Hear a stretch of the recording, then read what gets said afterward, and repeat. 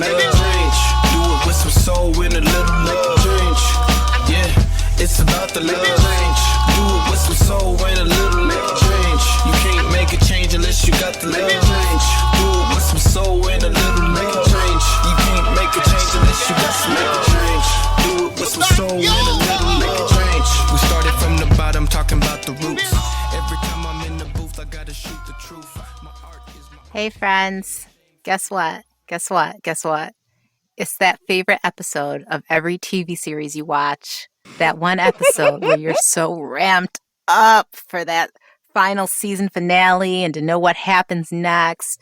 And then it's like, psych, bitch, it's a recap show. And we're here to recap season 1 of the Boondocks with you. And more so also recap our podcast and, you know, just the things we've discussed, going over everything and just society and social justice and how things have changed and where our characters ended up and where we've ended up on this podcast and yeah, how y'all living. Holy shit, yeah. Hey, what's up, It's been it's been an eventful 6 months ish? A little bit. So yeah, we started and You're muted. Sorry, I always mute myself because I don't want the music coming back through my headphones into this. I'm way in producer mode. So yeah, producer. So hi, it's Dean. I'm your friendly producer. So what was I about to say? It's been since September 2nd was our first show. Really? Was our episode 0, our intro, and things have gone pretty well for us. I mean, so September, October, so 5 months. Yeah, a little over 5. Wow. We've had a couple of weeks off here and there just because of life. Yeah. So I mean, overall, it's been we'll just say 5 months. So it's been 6 months since George Floyd, which was what brought the idea on. Yeah. That's why. Okay. We're on Twitter, we're at 331 followers there. Nice. Facebook, we're at 68. Okay. Though I'm not super active on Facebook. It's Facebook. Instagram is a little bit better with 86. So far we've had 975 complete downloads of our episodes. Nice. So that, which is respectable. And hey, I'm happy that it's more than my 3 friends that I know are listening. Yeah, and so I want to give some thanks for everything that's some folks that have kind of supported us. I mean, aside from you queens, of course, and hubby as well. But we want to thank Dennis Guggen for doing his awesome custom Funko Pops that he's doing for the show. Yeah. They look amazing. I can't wait to So cool. I can't wait to actually hold them. I think it's going to be awesome. We want to give thanks to Justin from Smoke and Reggie's podcast for joining us on our Return of the King episode. Thanks to Demond from Demond Does and Different World podcast for joining us on our election night, as well as Drake from Everything Culture podcast and joining us on election night. That was awesome. I would also like to thank, and this is I kind of a surprise, and I just found out today because I'm on TikTok, and I just recently got on TikTok, and as I was scrolling through, one of the things that popped up in my TikTok was Asheru. And now, as we all know, Asheru wrote the intro for the Boondocks, and MLK's speech. Yeah, but. He talked about in that how he got Aaron came to him and said, "Listen, here's what I want you to do. I want it to be 30 seconds long. I don't want it to mention any of the characters or the show, but I want it to be as black as you can make it." and so that's how it came to be. Now, and so I went to his profile, and it looks like he just recently got on there, but he had a link to his Instagram. So I clicked on his Instagram. I said, I'm gonna go follow him. So I get to his Instagram page from our Boondocks Instagram profile, and it says, instead of saying follow, it says follow back. He's been following us already. Oh my god! He told me this, and I was like, "Holy shit! Okay, cool." So yeah. Wow, I'm chilled. That's freaking top fire on the bitches. Hi. I like Kevin Hart. Oh my god. Yeah. I So am over here having a Les Miserables moment, like when the characters confront each other, like when you've sat and talked so much shit and you're trying to replay it all in your head. Do I stay or do I dare? That's what's going on. Love that. So yeah, so that's that is awesome. And so yeah, I mean, I don't know if he's listening to us aside from our little headliners that I put out on our Instagram. I don't know, but if you are, hi. Hello. And I'd like to cordially invite you onto the show. Anytime you want. Anytime you'd like to be on. We can have a special, we can have a special after school episode. Ooh, I like that actually. Now, I don't know if you guys remembered how many times I've said, like, we're going to manifest and speak into existence, like talking to Aaron Magruder. Like, oh yeah. Man, that would be so fucking cool. And so I figure our first step to that will be a Sheru. Hell yeah. So, but also I follow Rodney Barnes, who is a producer on the show, and have interacted with him a couple of times. So I'd like to get everybody that I can on the show. I mean, if I get fucking Regina King, I was my just God. about to say that. That would have She's to be like hosting live in SNL. person. I know. Yeah, she is. That would have to be live in person. I though. would- Like I- I need to. I would totally fangirl. Yes, Call her exactly. I would straight call her Brenda as if I this was the 80s and she was still on 227. Right? She's beautiful. I'd be like, what do you do to your Oh. skin? What do you do? Like, I would, Right? yeah, we would. And me, I wouldn't say shit. Because you know it's always the one talking all the garbage. Then they meet someone of stature and they're like, I ain't got shit to say. We stand. Well, that's Yeah, awesome. Awesome. Yeah. But yeah, so yeah, that's awesome. So that's kind of all I've got as far as show stats and stuff. So I've But not bad for first season. no, not at all. I I was think going we've to say, done you great. know, kudos, snaps. I mean, clap. to bring What? together all of us that didn't know each other Mm-hmm. from Adam less than 6 Same. months ago to Yeah. put this together, I think has been a real accomplishment on all of our parts. And Agree. so I want to say thank you to all of you because I mean, yeah, it was, just from watching the show, it was my idea to, and I knew it had to be done, but I knew I couldn't do it.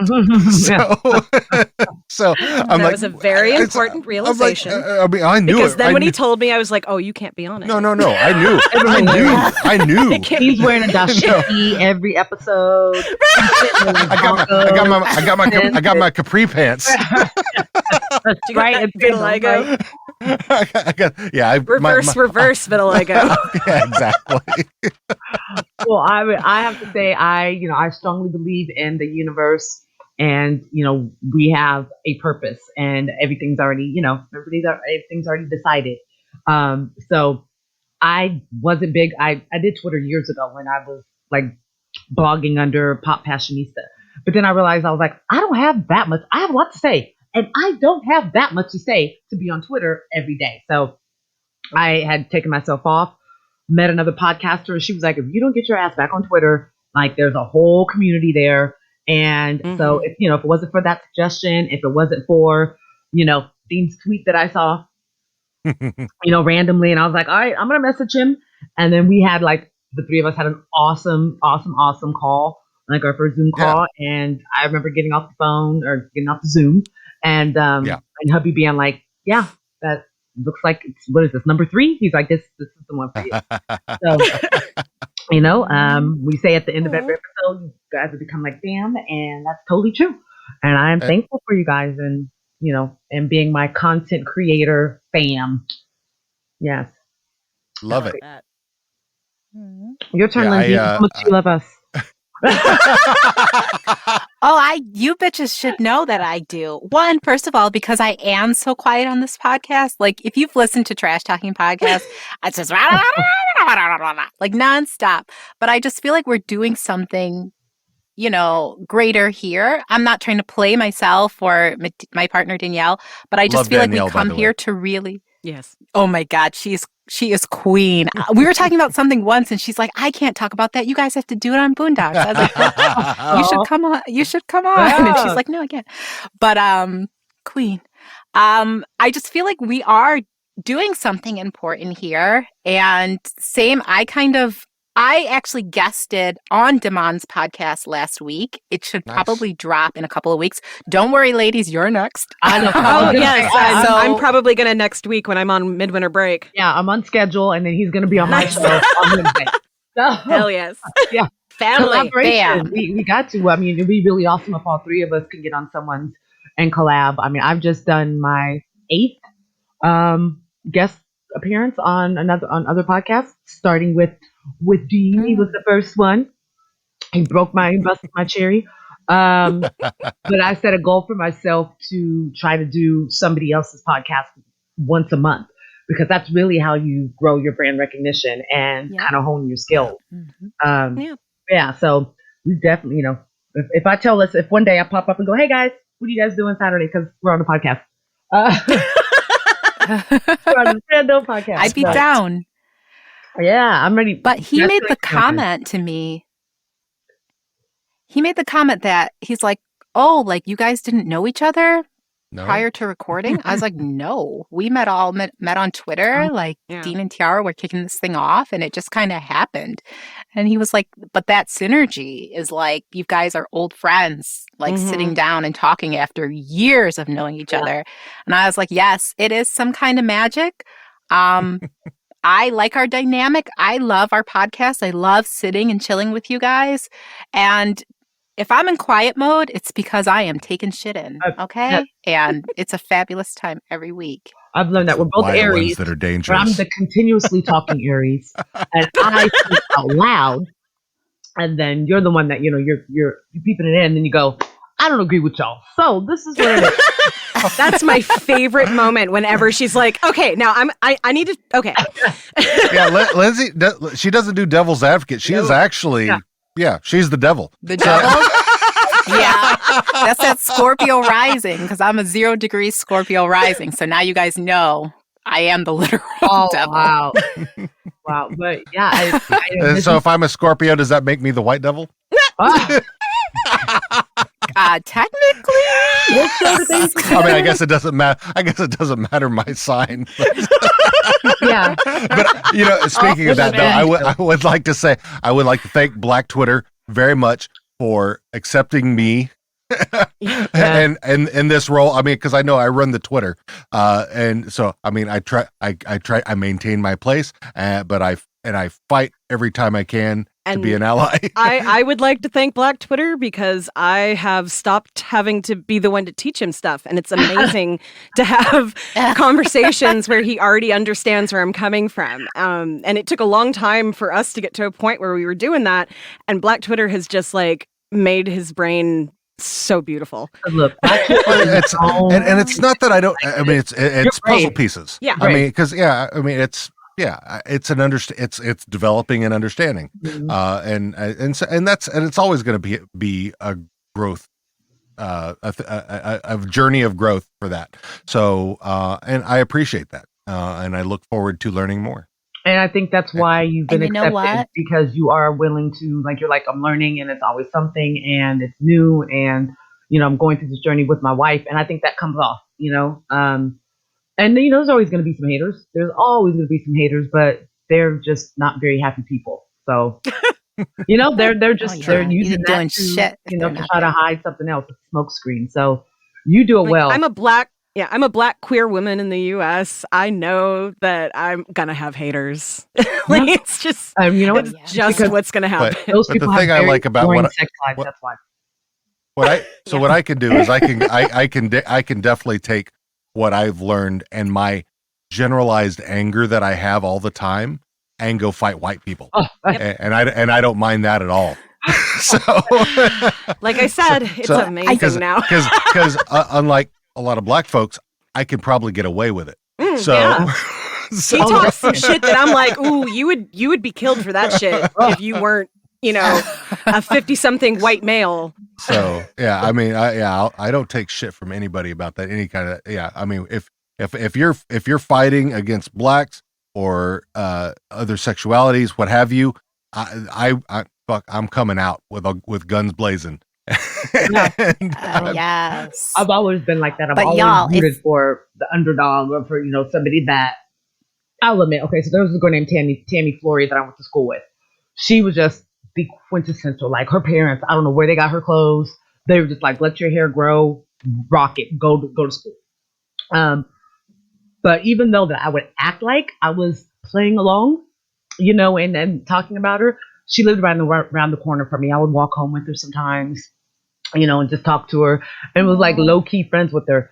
But good Lord, by the time we got into high school, oh my God, she sat behind me in political science, and I wanted to whoop her ass so many days because she was just annoying on purpose.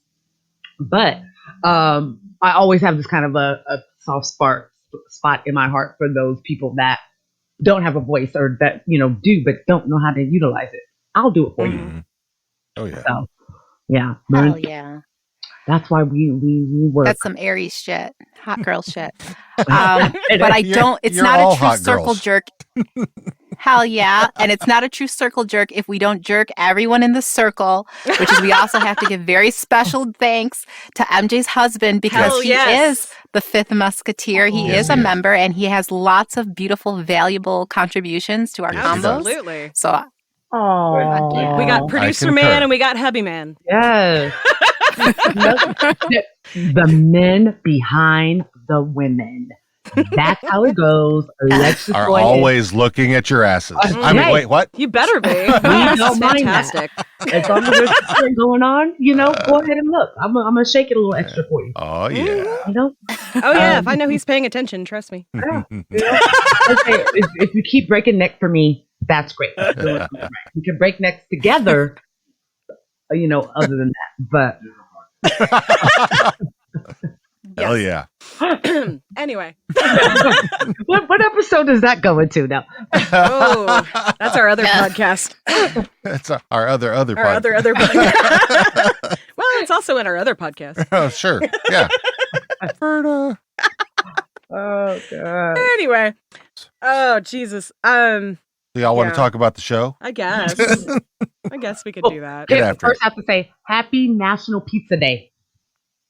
You guys didn't know Oh, what is to it? fuck out. do. Yes. Yeah, we haven't had pizza in so long. I had a piece the other day that I stole from Evan. Oh, well, then it was crap pizza probably. It was okay. It was, Like, when I do eat pizza, it's good pizza. Yeah, Evan's when like, you're younger, Domino's we is $5. see- no, no, it Okay, was. baby. I ordered from Soprano when I ordered the. Oh, okay. Yeah, That- it was yeah. okay. It was all right. Like Not we used Zeke's. to eat so shitty pizza and Zeke's like is love good. it as teenagers, and and I would Mhm. never take a piece of pizza from a place called like Za, or you know what I'm saying, like. Yes. And I used to eat from A&PM, so that lets you know. I used to eat their hamburgers and their chicken sandwiches like they were gourmet. Like, man, Hey, And the Kmart taquitos. Kmart had a cafe in my neighborhood, and that was where we would go. they had the best patty melts.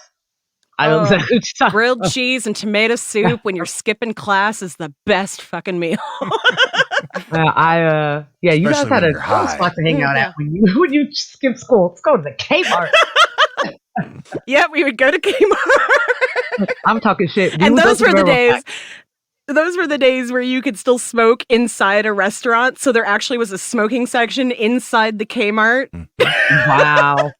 Oh my Yep. god. I know it's fucking ridiculous thinking about it now. Yeah, well, we've been in like Mexico and stuff. Even when Vegas still had it, they don't have it anymore, right? There's not like a smoking area in the restaurants, and then in the casino, yeah, there still is. So there that, are no smoking areas in the casinos, but most casinos are still smoking. Like they have non-smoking sections. like the buffet or the rest of the buffet. Oh no, not in the restaurants and stuff. Their own like casino like area that's the smoking area for slot machines, like that you can smoke over there. And then in the restaurant they'll have a smoking area. At least the Flamingo did. Yeah, when I'm- we were pregnant, I was pregnant with my youngest one, and I mean I was all boobies and butts, so people couldn't really tell until I turned around, and I was drinking old duels, and people would be like, oh. But we went to House of Go-Go, and it was like it's a huge one, and they were like, do you want? And then she goes, oh yeah, obviously no smoking, and I was like, yeah. So they just kind of keep that in the front, and then they have the smoking area in the Yep. back. But the high usually like they make it like had living room, we'll be able to smoke. Yeah. That's gross, though. I'm I'm thinking about, like, eating my freaking big ass freaking waffle, and this person's, all of maybe 6 feet from me, and they're just smoking away. Mhm. That's, yeah. It's hard to imagine. Like, Dean and I are both former smokers, Me and too. I also would go to Vegas a lot in my 20s and 30s. And thank you, roller derby. And like I think back on, okay, I'm putting in perspective of the fucking plague we've been living in for a year. I would come home from those roller derby conventions and I would be sick for like a week. And like looking back on it, I'm like, oh God, that's because like we would smoke and we were all sharing every bit of air, and it was just forced circulated through our systems. And like now I'm like, oh, I don't think I can ever go back to Vegas. Touching the chips, touching the slot machines. Oh God, touching anything. Yeah. Touching hundreds of roller derby girls. Well, that was different.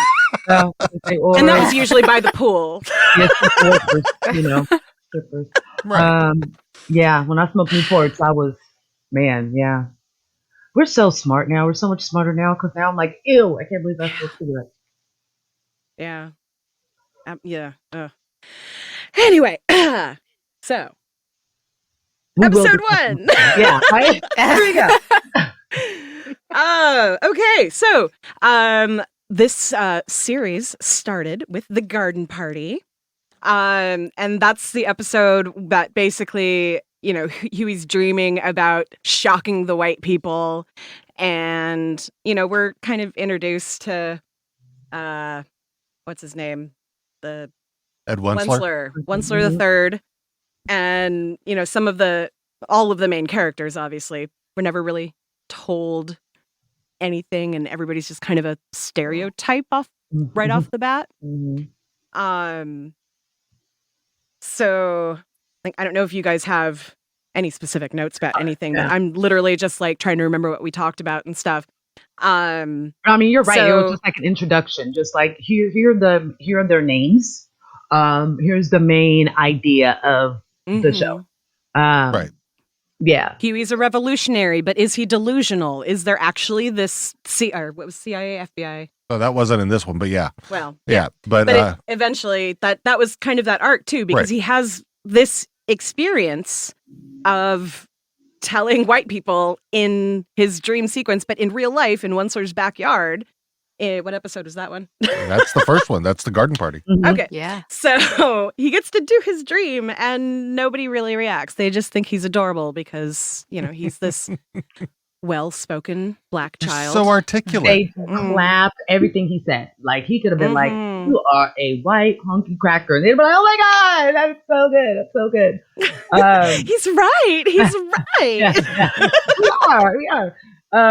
Yeah. And you started seeing the relationship of Grandpa and Wensler, especially the free man, and then that theme and that relationship, if you want to call it, developed in several episodes. That was actually, in my opinion, one of, like, there are, Granddad has questionable friendships. I don't think that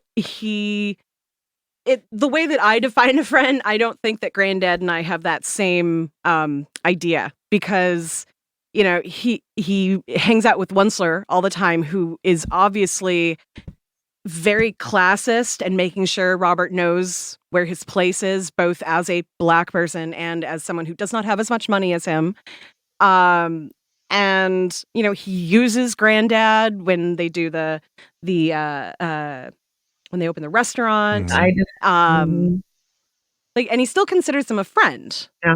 So yeah. And something like same thing with Ruckus. That was my, like, his other best friend seems to be this very, I hate black people and I hate myself. Something I don't know if I brought this up to you, something that occurred to me about Ruckus that I'd like to propose to you guys to see what your thoughts are.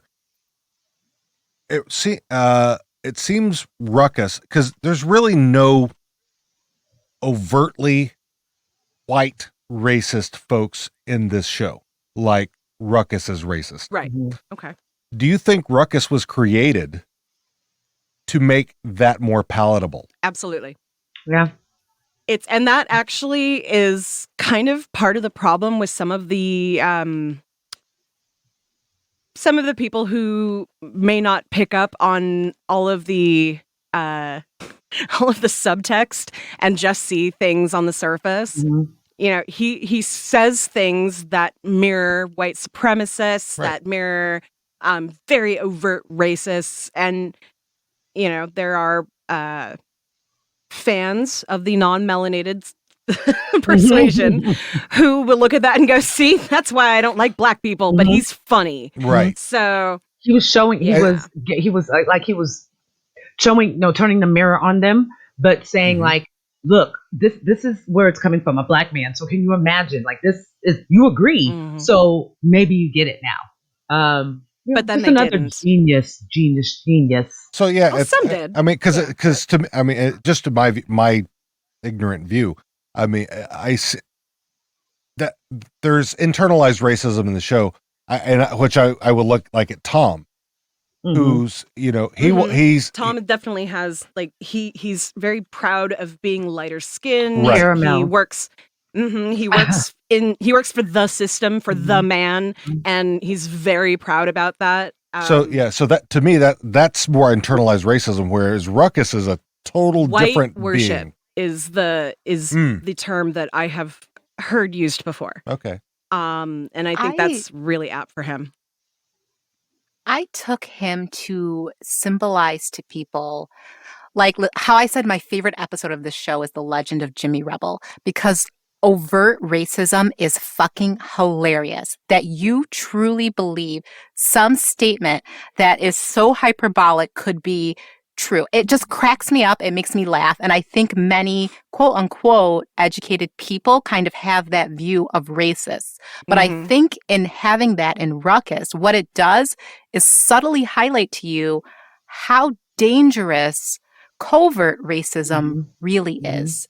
How even in the episode with Jasmine in the lemonade stand, how I noticed how Unsler keeps treating Huey just so nasty because he's real and he's honest and he's calling out issues of mistreatment and disenfranchising this little girl and taking advantage. Like, that is some covert racist shit. That's the shit we really deal with. So, I think Ruckus being kind of the harbinger or whatever of this overtly racist, backwoods kind of shit that you expect to be racism is just serving to show you how dangerous covert racism really can be. And to And that by point, the way, I think the speaking- episode where he, was had like the revival, and Yeah. was preaching and everything, Mhm. that was a way of telling you, like, look where it's gone and how easy it is for you to go ahead and start spewing that and, believing in that as well and following people's ideologies that are, detrimental and in all, aspects. So it, as we're sitting here, we're talking about it, I'm like, yeah, and just thinking about as we go, as the episodes go, it definitely was a full development there. And yeah, wow, I like that. By the way, speaking of Lindsay, the story of Jimmy Rebel, I know it's not on. That's also not on HBO Max, but I intend to fully do that episode because I think it's important. Yes, absolutely. Yeah. Where is if it's because I That's- thought they took everything off and put it all on HBO Max. We'll discuss that after. Okay. Got it. we will make sure that There are ways to find the things. So another thing that was very we kind of talked about it a little bit in this episode that kind of went throughout every season really was the microaggressions and fetishizing hood culture and how it's either booty butt cheeks, or it's the Onceler looking down on Huey for actually speaking the truth and not falling for his bullshit. And and that's just the example of people being scared. Those that are from the land of privilege, they don't want us to have education because education gives you power. and that gives you now, and they don't want that. I mean, they've showed time and time again. I cannot wait for the movie to come out about Fred Hampton. That's coming out tomorrow. Hampton. No, Hammond is the singer. It's the gospel singer. Hampton. Yes. So, I love what you said. This is the episode where he shoots the rifle. He shoots the grandson too, right? Yeah. Yeah. Riley shoots Ed the third out of the window. Yeah. So very early on, I mean, once again, it was definitely showing you this is what it's going to be about, because it's showing you that fetishization of it. Like, he thought he was dope. He looked like a white 50 Cent, So yeah, it got you right away to the issues that we're going to be brought up and addressed, in the next episodes. Makes me want to watch that first episode again. I'm actually They're kind of also bummed amazing. that I didn't just sit down and watch the entire series again before today, because I'm like, oh yeah, that was such a good episode. Speaking of good episodes, the second episode was the trial of Robert Kelly. Always a good one. Oh God. And when we had this episode, I don't believe all of the Nexium stuff had come out yet. Mm-mm. And so there's all of this realization. Not so much public. Not so much publicly. Yeah, we knew about it, but there's been 2 documentaries about that have come out in the pandemic. I want to think it's in the last 6 months. Yeah. I know, we can't tell. Yeah. Oh my God, it's just all running together. Mm-hmm. But one thing I thought, actually, stepping into real life for a second, we were watching a stand-up, a Leslie Jones stand-up, and she had a little kind of throwaway joke in there about if she had a time machine, she would go back and tell herself to get Aaliyah away from R. Kelly. And I was just like, fuck yeah. Yeah. I mean, the thing is, we all knew. We all knew, but we didn't know we didn't think that we could do anything. So it was what it was. Well, it was a totally different time. I mean, how many girls did you go to school with? And as they leave school, their 22-year-old boyfriend is picking them up, and they're 17. Yeah. Look at the 80s movies and shows. There was always the older guy. I had a friend who's 20 something. I can't remember how old he was. Boyfriend lived with her and her parents. Yeah. Yeah. I totally had that. I'm not going to say her name. She could be listening, but. And it's not like with the advent of social media that hasn't gone, because like you're talking about Drake and Millie Bobby Brown. Right. Yeah. Anyway. So, but actually that kind of, even talking about that, ignorance of black pop culture and black life by the media was a big part of this one.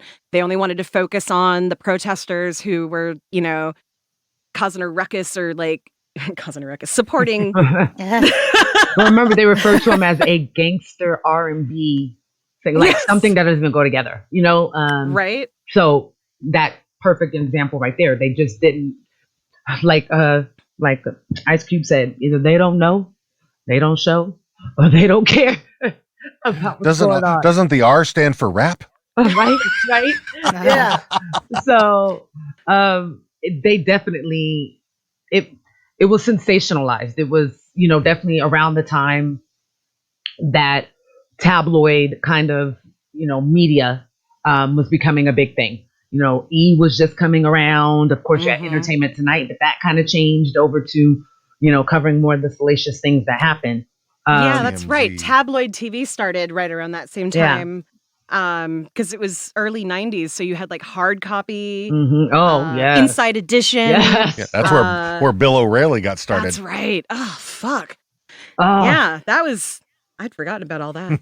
I used to love those shows. Oh, what are they going to say about Anna Nicole Smith, or whatever? Yeah. It didn't seem, it seemed harmless at the time.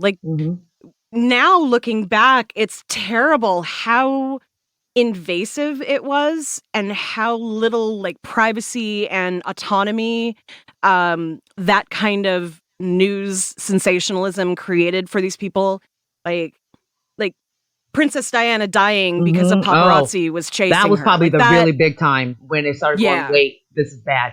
Because I think back then, journalists, you respected them because you're supposed to be Mhm. somebody that uses facts and, and you stay objective, right?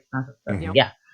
Yes. So you just report the news because what you're doing is you're just supposed to be, providing information. So I think that, and then I think the celebrities back then depended on them more to keep those relationships going because they kind of had, their careers in their hands. If they gave a bad interview, look at Whitney Houston. Yep. Yeah. I mean, everybody should have been fired. I don't know who thought it was a good idea to let her sit down with Barbara Wawa. I don't know who thought that was a good idea. But Like that's another one I would go back in time and try and save. look, I would be like, first of all, stop blaming Bobby Brown. Bobby Right. didn't Yeah, that's do what I heard. anything until after he got with her. So first of all, let's stop bashing him. Mhm. Which allowed her to just, keep taking nothing away from her. Because I cannot, I thought I could sing I Will Always Love You, but no. Put my finger to my ear lets me know that I don't sound like her. So it just, it was a There's sad two people that story. can sing that song, Dolly and one of them is now dead. Yes, yeah. And I the mean, other but you one can tell that funded was a problem. COVID vaccine research. Yes. Yes. Yes. But there was problems with her. I mean, I I do think it was wanna- kind of hereditary, genetic, I think in a way. Go ahead, Liz. I heard some gossip about that, about just that Whitney Houston.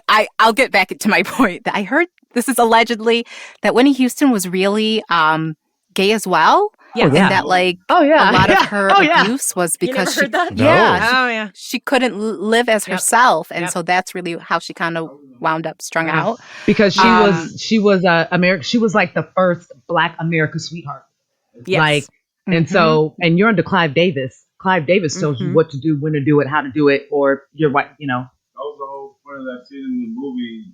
the Bobby Brown movie. Lifetime or whatever. But they were in the bedroom, and her best friend, not Gail, but her version of Gail, like her and Bobby Brown got into it and almost got in a fight, and Bobby Brown kicked out. But it was like, look, y'all can't get down like that. Yeah, like he knew it. Like he was told, like, all right, that's over. You're my wife, or you're about to be my wife.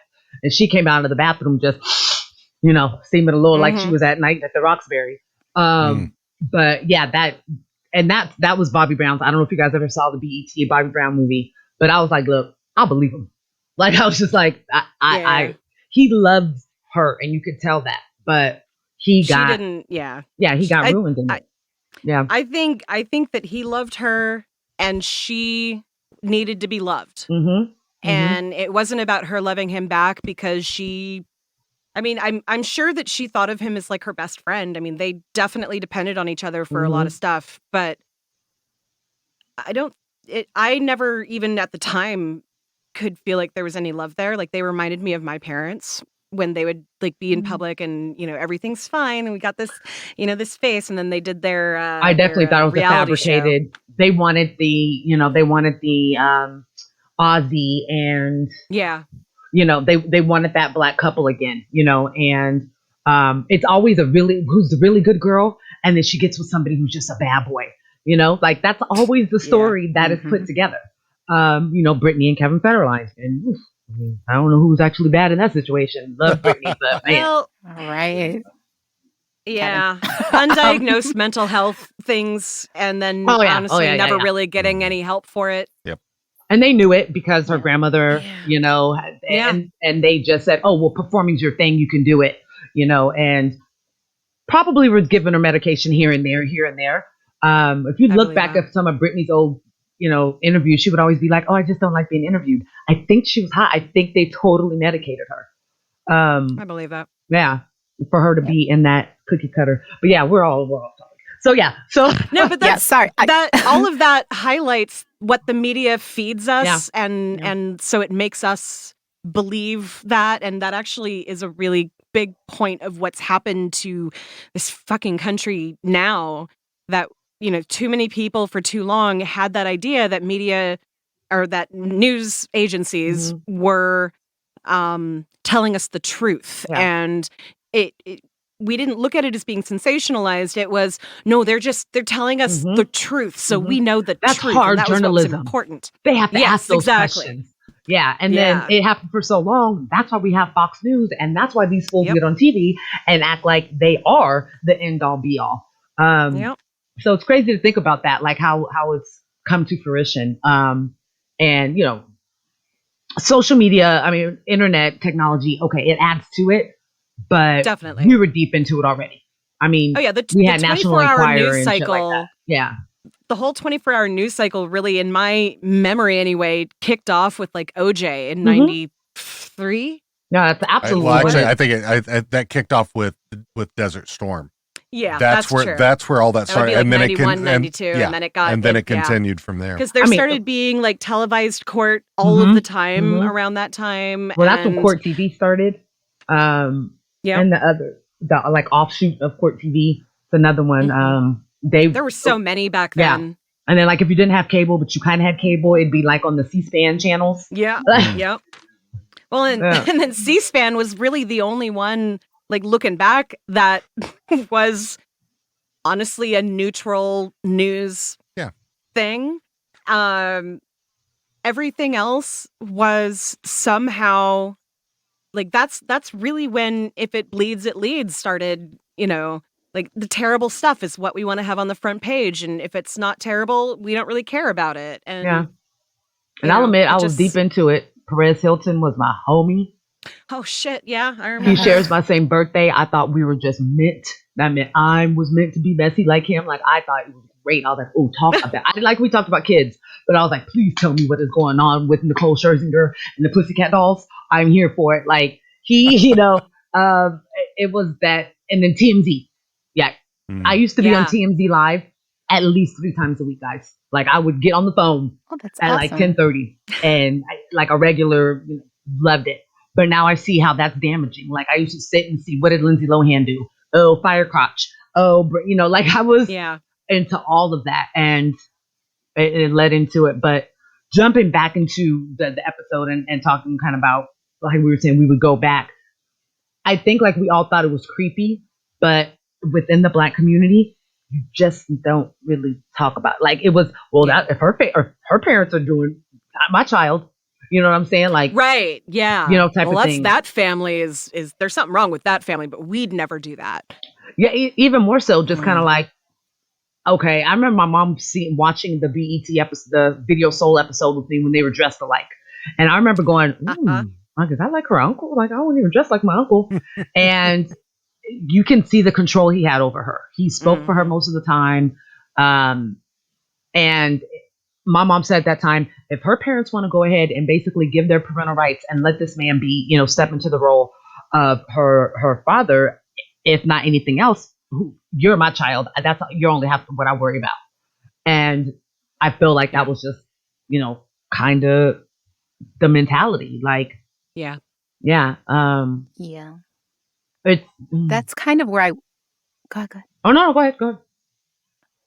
Oh, where I kind of wanted to say this episode is kind of full circle in regards to our podcast as a whole, right? Because we all were younger when the first when this really happened in real life, right? The trial of R. Kelly. And now here we are in 2020, 2021, gearing up for it again. Yeah. And I think in regards to like news cycles and things as well, pedophilia, like, I mean, I was younger when this all happened, but pedophilia has become such a more hot topic here in 2020, 2021 than it has ever been, and how prevalent and common this is, which is why I think now we are seeing a different reaction to the upcoming trial of R. Kelly. And it's just very on pulse for this podcast, right? How this very much still relates to today. I will say we this, can though, move everybody on. Jumped in on it, but I'm saying everybody jumped in on it. The same people that were like, you know, back in the day, and then they watched the documentary, you know, so 12 play was about a 12-year-old. Look, I still play 12 play. Song is knocking. I'm not going to stop. I can separate the man from the artist. I do think that it's unfair that there have been so many other, you know, situations that have come up, and those men are not in jail, and he's in jail suffering. You know, like, I do feel bad for him in that aspect. And then, you know, how he admitted he can't read. So like I just feel like, once again, make an example out of the black man, but let everybody else kind of skate by. So that's the only, not saying that he doesn't deserve something, but unlike he didn't do like Roman Polanski did, in which he just left the country. Yeah. Yep. And then come back to accept your Oscar, party, and then get your happy ass right back on the plane and go back. Fucking yeah, right? Yeah. Oh Yep. man, that man. They would have like as soon as granted, his wife and his baby were killed by some, crazy fucking people, and his life was completely changed after that. But you fucked a kid, and then instead of owning up to it, you just were like, I'll just quit this country. And nobody cares. Everybody's still continue to make money, continue to make movies. Money though. Yeah. I mean, Jerry Lee Lewis, right? Uh-huh. Mm-hmm. It was his cousin, Priscilla and Elvis. They lied. She was like 16. Not the first time, guys. Not the first time. Could go on and Jerry on and Seinfeld on. too. Yeah. I mean, honestly, recent, half of our history, like if you watch, if you've ever watched something like Little House on the Prairie, where you've got a grown man meets a young child and then watches her grow up and eventually marries her. That's weird. When she's like 14, that was completely fine. Yeah, but that was like the norm. That's the problem. Like that back then, the little amount that was, let's see. Women did not own themselves, didn't own any part of themselves. They couldn't control who they married really, or if they needed to, somebody had to start a family. And so you started young.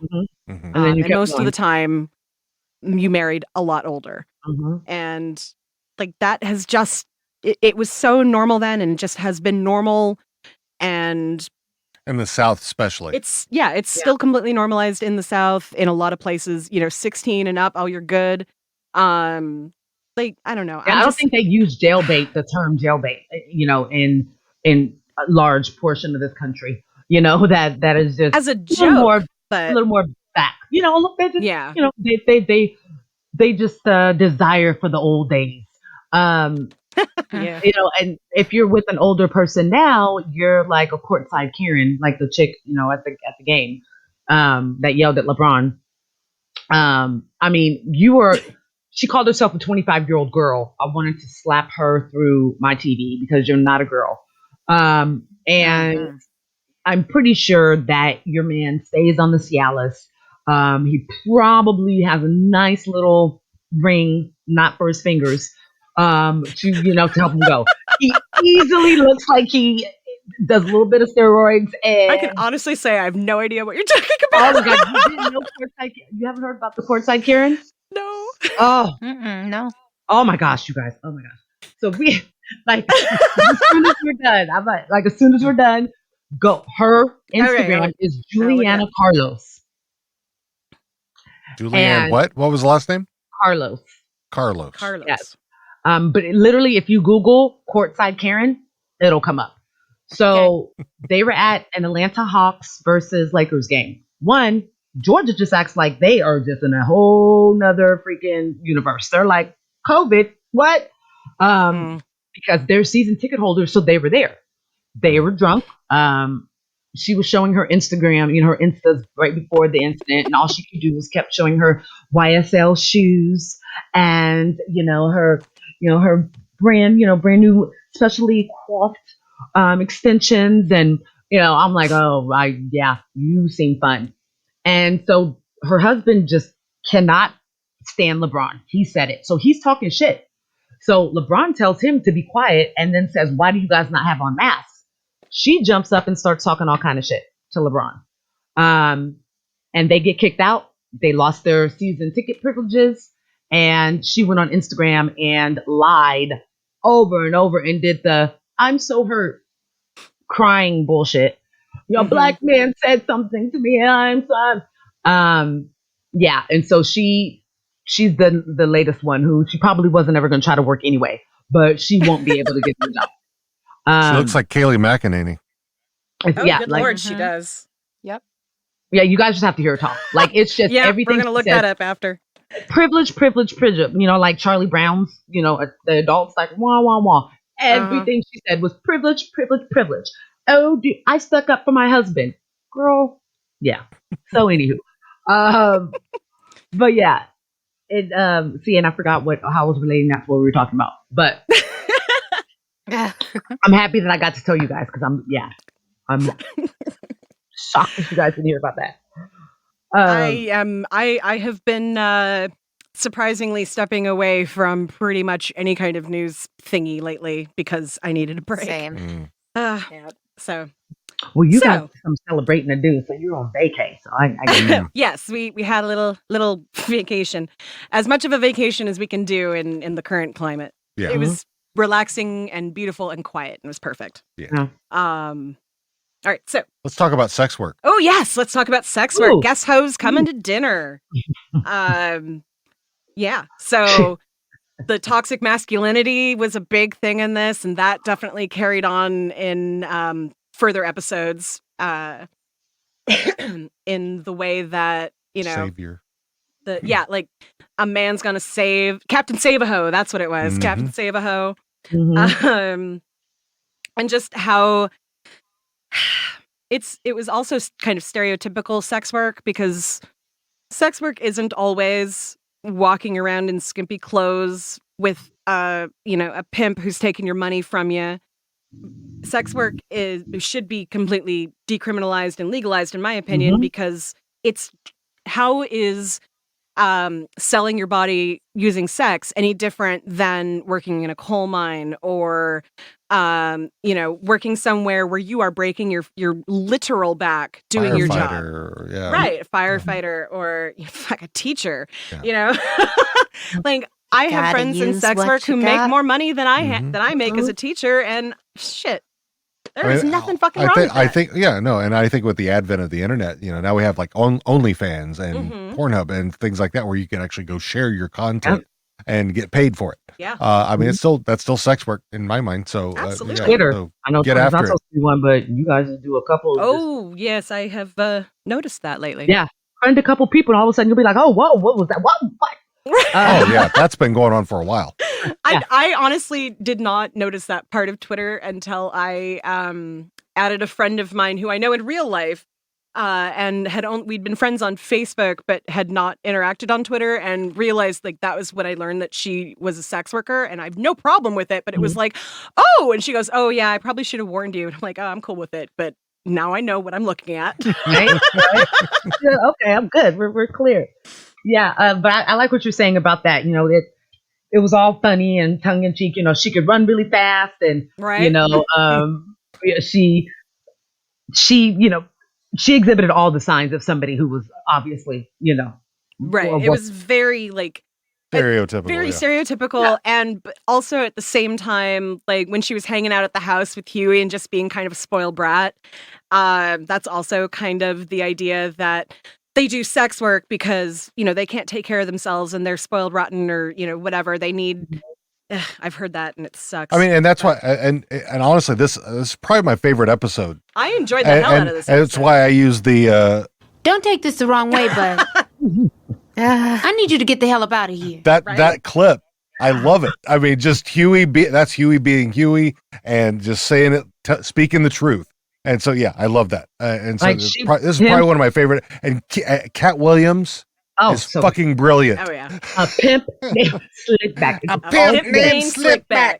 Slickback. So good. So good. Say it with me now. But I think Okay, the Slickback. relationship Slickback. that she had with Huey was the relationship that is represented in the eyes of society to people that are sex workers. Yeah. I think that the relationship that started with Wunsler, the relationship with Ruckus, and then the relationship with her, it starts to show you how Grandpa wants that love and affection. He wants that relationship. He wants that companionship. And we are too busy as society looking at them as she's just a sex worker. She's just a stripper. Yes. They're still people, Yes. So she needed him as much as, he needed her. Because she needed a little reprieve from the pimp named Slickback. Because you know, I don't know if he was too good of an employer, but Well, and that's also where the kind of stereotype comes in, where she spends the episode basically seeming like she wants to have a normal life and Mhm. and be with granddad, but when she realizes that it means that well, granddad's been basically spending all of his money on her and Mhm. really doesn't have a whole lot of money, Yeah. and she wouldn't be making more money. And Mhm. in reality, it's Riley and Huey's money. Right, exactly. So I'm like, So, you have to deal with this little boy Riley, and then this little smart dude right here. Like, is it really worth it? She didn't want to right. go to school. She didn't want it. Like, She didn't you want know, a normal life when she yeah. actually thought about it, which is, and again, if you work in sex work, there is nothing wrong with that. And that is absolutely your right to do Mhm. that. But there is this idea that you either have to do it or that you're doing it because you are too lazy to do anything Mhm. else. Mhm. And neither of those is probably true in the case of every single sex worker that I know. Let's look at And adults. So look at Lisa Ann. Let's look at somebody who's like, or my husband loves her. I can't remember. She said her assistant said no to my podcast, so I'm like, I don't like her anymore. She actually has, to be able to step out of just being the actress, which she still does. She started her own production company, and that's what you're seeing a lot of women do. So it's like they're taking the power back out of that. And I think with this young lady, she just wasn't at that point to want to stop. But that doesn't mean that she wouldn't. That doesn't mean in 5 years she wouldn't decide she wanted to become a cosmetologist. But it has to be, and it should be her choice. yes. So, even though she was running after the car, that was her choice. That's what she was used to. But yeah, I think it was definitely, saying we need to stop shaming. Black people, we want to be like, that's none of my business. This was a time that this is a time it doesn't need to be any of your business. They don't pay your bills. They don't write checks to you, nor do you write checks to them. So, what they do on the weekends, busting it open, should be none of your business. But yeah, I really like this episode too. I think that this one and the Usher episodes are probably my favorite. Love that. You have anything you want to jump in on that one, Linz? Oh, no. I mean, we've covered it pretty well. I think the only tropes we didn't really get into were just like blaxploitation and all that, but we covered that very well on the actual episode. So please go listen. Yes, if you are listening to this episode and you haven't been listening all season, what the fuck? I mean, I can understand if you're starting here. You haven't listened to us yet. If this is your first time finding us and you're like, hey, I'm listening to a recap episode, that must mean there's a whole season. Yeah, go back, go listen, go. Right. Get your notebook out, get your phone out, and then as we go through, be like, oh yeah, episode 1 was this, episode 2 was this. That way if you have to look on YouTube, you know exactly which episodes to look for. So Right. Yes, holler. All right. So then the next episode, Granddad's Fight.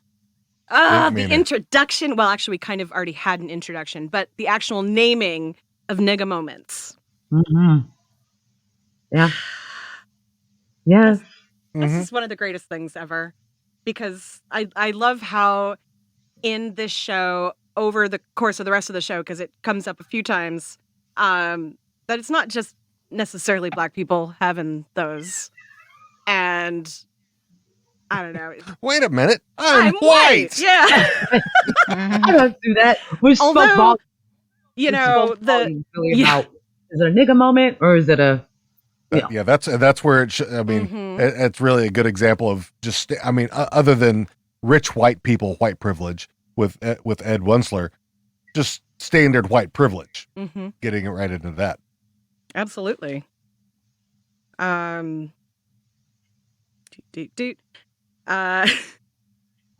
that, like, I see the other things you have written down for him. I'm literally like the whole lead up to, and then the actual fight was so full of these, like, again, it's that toxic masculinity that we had, that has started coming out in other episodes.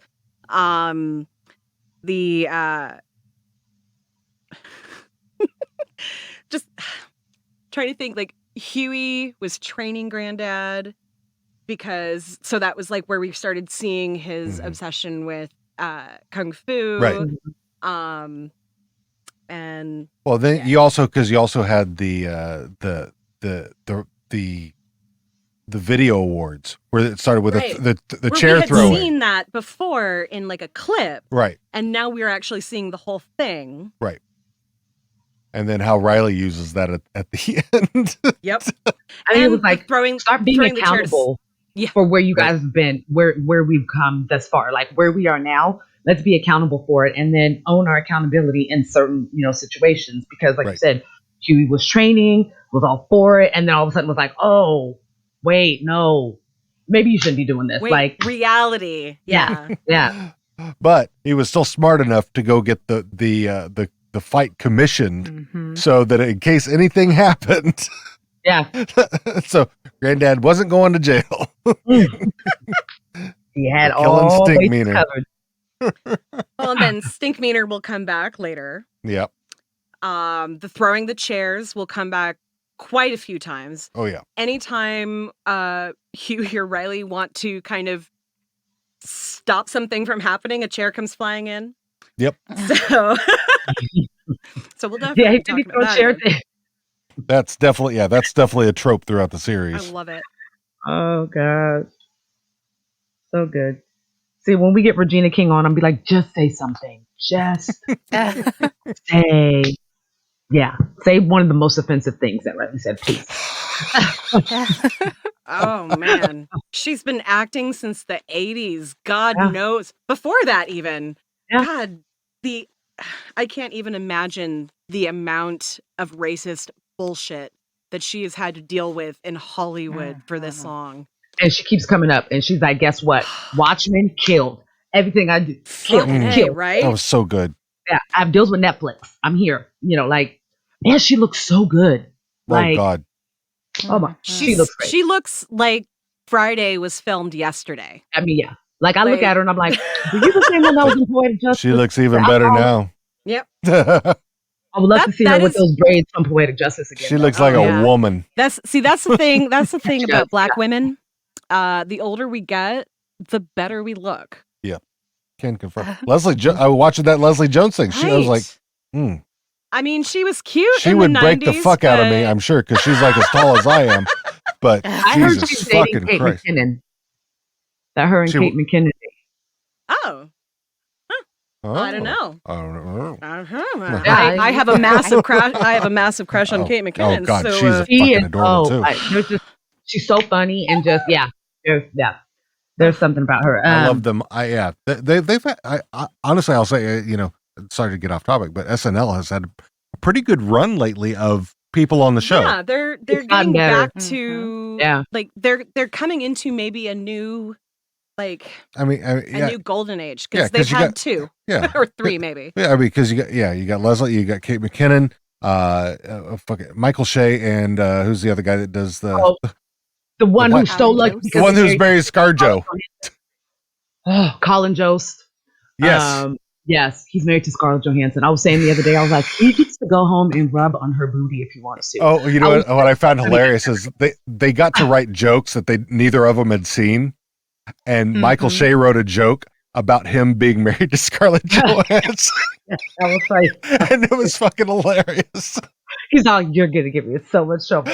I love when they do that at the end of the year when they write jokes to each other. But I mean, Kel Thompson, come on. Yes, God, he's been. How long's he been around? Well, he was in All That. All that. Yep. So Good Burger. He's been doing that. He's been doing this since he was a kid. Yes. Yeah. Oh yeah. Like I remember He's watching the him. longest. Yeah. Well, not I even would just watch the longest Good on Burger SNL. right now. Yeah. Oh yeah. Like I remember because Good Burger was from All That. It was like it started as like a. Let's get there. Yeah. What do you call those? Spinoff. No, it was a sketch comedy. All That was thank you, sketch comedy. Yeah. That's right. All of that Gotcha, was a gotcha. kids sketch comedy show on Nickelodeon. Okay. In the early 90s, I believe. Like I was technically too old for it, but it was cute. Amanda Bynes was in it. That's where she got her start. I feel like there was another one too. But Good Burger came out of that. The Lori, Lori who ended up being on not hanging with Mr. Cooper, Steve Harvey's show, the Steve Harvey show. Mm-hmm. Oh, and let's not forget probably my favorite stand-up comedian of today is out of SNL, John Mulaney. Yeah, I fucking love John Mulaney. I realized that recently. I was like, he was on there, and he was like one of the people. His name was last, and then all of a sudden he was on his own. Like because a lot of them actually will write, and then Lauren will be like, "All right, go ahead and be on the show." You know, and I think that's what the change is now. Is if you hear stories like Dave Chappelle, I think auditioned like 3-4 times. You know, people that were like they definitely should have been on there. Eddie Murphy, I think, was turned down. I think now Jim with Carrey. content creators, Yes, Jim Carrey, that's right, because we got In Living Color because of that. Yep. Yeah. He wrote himself a check that he carried around until he got the Dumb and Dumber contract, and that was for $10 million or something like that. He wrote himself a check. I mean, good for him, but fuck, I hated that movie. I was like, gonna not watch my the humor, second one. just not my humor. I was gonna watch the second one the other day, and I was like, I don't know if I could do that. But yeah, I think with everybody having their own platform to be able to share their talent and their content, he can scout people, you know, and so they're getting better quality. They're not afraid to like be really salacious. They do have a good group right now. Yeah, and it's, you know, the the way that things are right now, having good comedic writers on SNL, like this is a chance for them to completely rise out of the shit that has been kind of the last several years, in my opinion. Because I haven't watched it regularly in probably a decade because it just doesn't, it's usually kind of boring. I feel like For Kristen me. Wiig and like, you know, all of them kind of went off. Right. And like, Yeah, oh, when they fuck started it. making a name for themselves out, it kind of went down again, and now it's back on the rise, and that's really nice.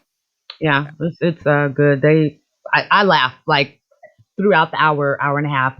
I get a good chuckle a few times at least, especially during the weekend update, because that's, you know, Michael Che and Colin Jost, they were writers for, you know, the show. So yeah, it works really well.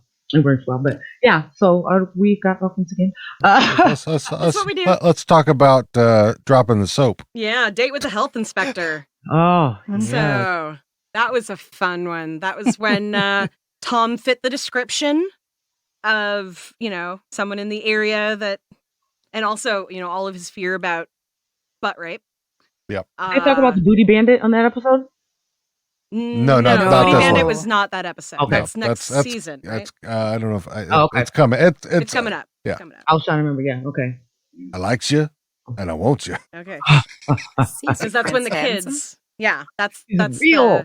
He's real. That's like to do hood rat stuff. oh well that yeah. So anyway, Well, yeah, we'll get. so this one, so the joke about Tom being afraid of being raped in the butt is definitely something that comes up again in this season. Pretty much anytime Tom tries to stand up a little bit, either Huey or Riley, ain't you the one who is? I love that. Like, dude, And then he told them, you did like, get me out of here. Like, he told yes. kids. Like, And he didn't want them to tell their grandpa. yeah. And they didn't want him to tell Jasmine, who was right there. And it was the threat level is orange, and my dad's been kidnapped by terrorists. Oh my And- God. That was great too, because we definitely lived like that was what is it today? I remember waking up every day and being like, what is it today? Okay, great. Yeah. That's when we go to school. Like, that's crazy. But I mean, once again, developing the characters. We saw little snippets of, I mean, you immediately see him and you think Uncle Tom, obviously, right away. So they dropped that, you know. His name is Tom. Yeah, for a reason. And then it would have been funny if he was actually their uncle. But so yeah, they definitely, you know, every soap opera, every, you know, drama, they give one character that episode where you're like, oh, that's why like they're like that. So this was definitely that episode for him. Yes, absolutely. Yeah, and poor Jasmine. Like, she is so terrified from watching the news, and that right Naive. there, Mm. like, I would just like to pick up that scene of her like freaking out over the news and like superimpose it over election week when Right. the news in our house anyway was on the entire time we were awake, from the minute he woke up to the minute I went to bed. Mhm. And you know, that's what it felt like back then too. You Yeah. know, well, that's what the news media made it kind of feel like, oh God, we have something else is going to happen. What's going to be the next thing that happens? I have to be on edge and I have to watch the news because something's going to happen. You know, that was Even if you're not watching the news and the president tweeted Right. something, it came across on your phone. You know, you're playing Yahtzee, but then you get a notification that he said something, idiotic. Ding. We were all like just not even walking on eggshells, but it was like we were waiting with just bated breath, but stressful, you know? yeah. I know I felt better. I have felt a lot less stressed and worried since the 21st, you know? It is by no means perfect, but No. I would say for We'll me, like take it. once the inauguration was over, I felt like I could relax a little bit.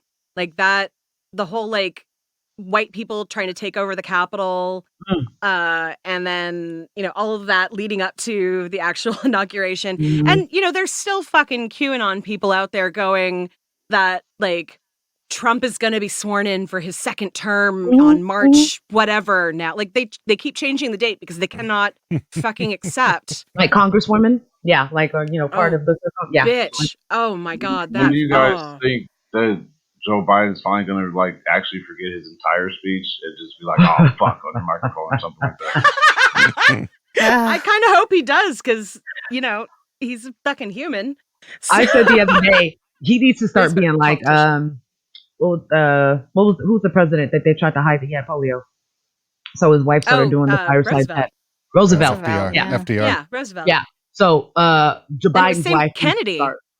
Yeah. Yeah. So between her and Kamala, they need to like just start taking over for him because it was painful So to watch the other day. speaking of presidents who hid health stuff, I can't remember which one it was. There was a president who had a stroke, and his wife actually ended up essentially being president because I think that they was wouldn't let anybody know. Woodrow Wilson, I Was that believe. Wilson? Wilson, yeah, yeah. But Can I Yeah, just say that was I in, like, miss the old, drunk all the history? pictures he sees in like the hella old ass wheelchair, like the Yes. first wheelchair made. Roosevelt was in the wheelchair. They both were.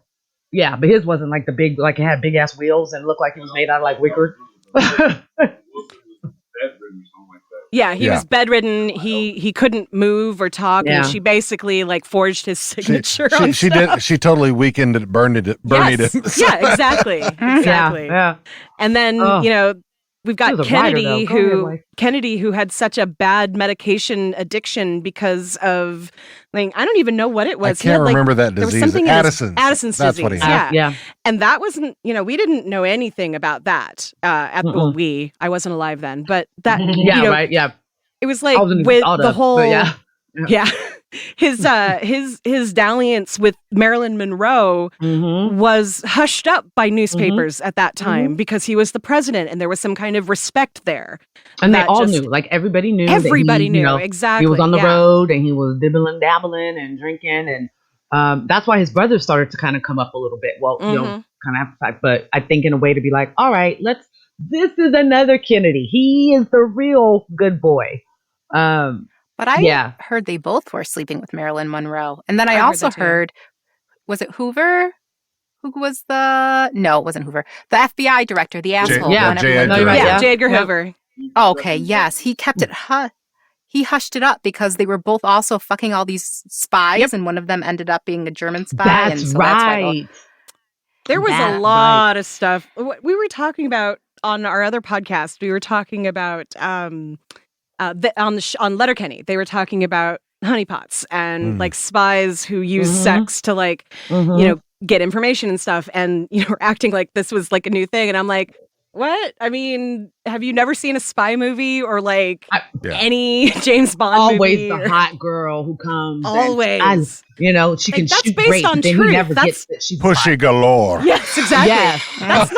That wasn't like made up by a writer somewhere. That's like actual like I mean, fucking Ian, Mata Hari Yeah, who oh, yeah. gets a bad Yes. fucking rap. She was Yeah. not a terrible, terrible person. She was blackmailed into spying fine. Yeah. and like she had to seduce the guy to get the information, and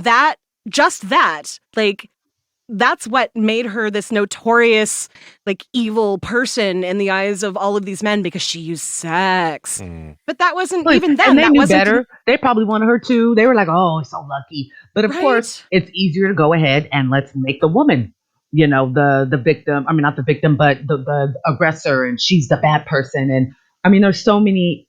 Marilyn Monroe, you know, her legacy is definitely tainted.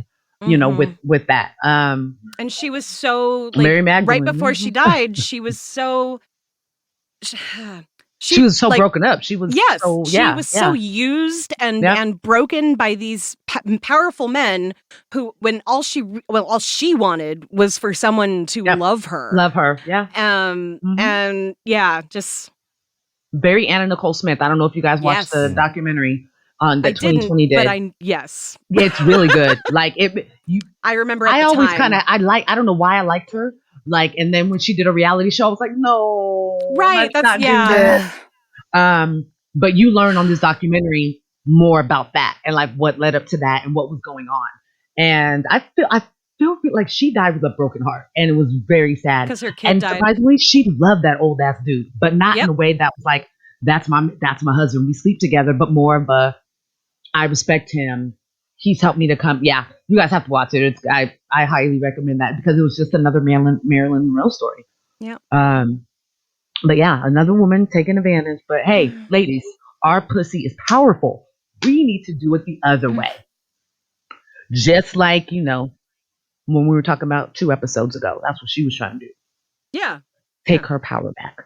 I mean, if women realize that they own half the money and all of the pussy, Man, there'd be no wars. No lies. Weed would be legal everywhere. Everybody's health and wellness would be great. New parents would get like 18 months of paid Man. maternity and paternity leave. They would actually go, you don't work anymore. Which one of you are going to stay home and raise your children? You You have know? 3 options. You can stop working and take care of the baby. Yeah. You could stop working and take care of the baby. Or you could put it into one of these fully funded preschools where we will Yes. teach them and love them and, you know, yeah. Yes, we're going to teach them how to be self-sufficient, to garden, Yeah. and do this. Yeah. Oh, we're living in such a beautiful, just little dream world, aren't we? Oh, But it could God. happen. It could happen. Yeah. But I think on the episode we were on, I was trying to remember, and this one, if Huey had he always has a very poignant, you know, because he's the most just insightful child. So the other side of this was when Tom's in jail is Huey and Riley are trying to get Tom out of jail, Yeah. working with Gin Rummy and Ed the Third. Yeah. And that's when they go That's what it was they at, go yeah. into rob. They That's basically go and rob the right. store. That was That's when the one, whole Iraq War analogy like really fully started coming out.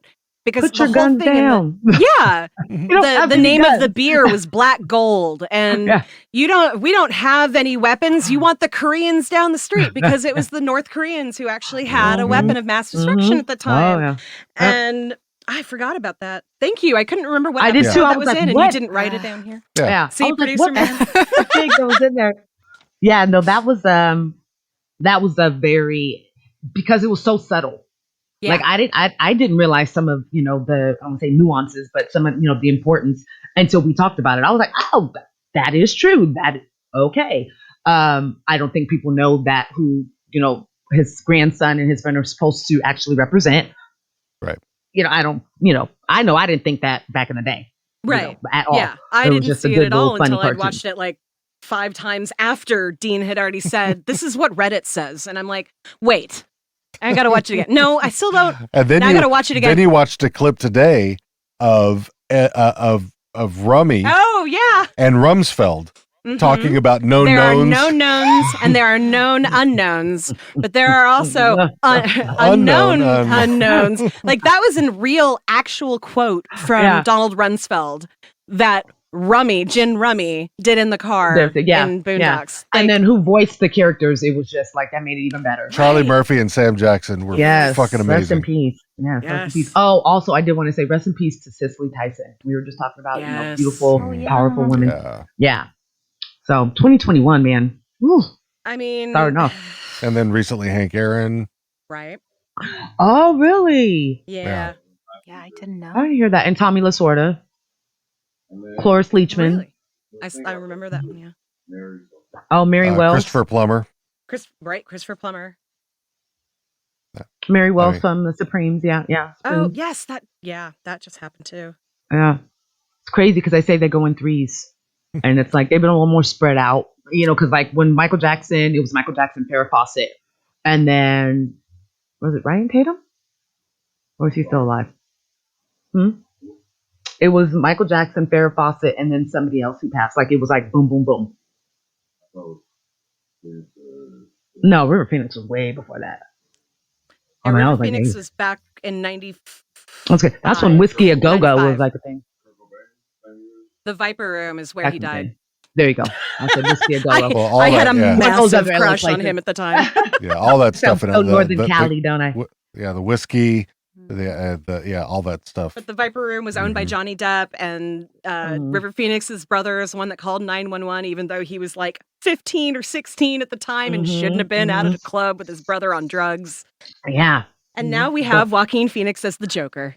I mean, which I heard he did a really great job. I haven't watched it yet. I'm not going to watch that. And he eats well. Yeah. We'll say that as well. I'd rather watch him as the Joker than Jared Leto. Agreed. Agreed. Jared Leto. Jared Leto is just, every time I see him, I think of the show that he was on. My So-Called Life? Yes. I'm just waiting for Claire Danes to come in and say something what 15-year-olds did not say or think like. But yeah. I'm waiting for the news to really break about his cult that he started.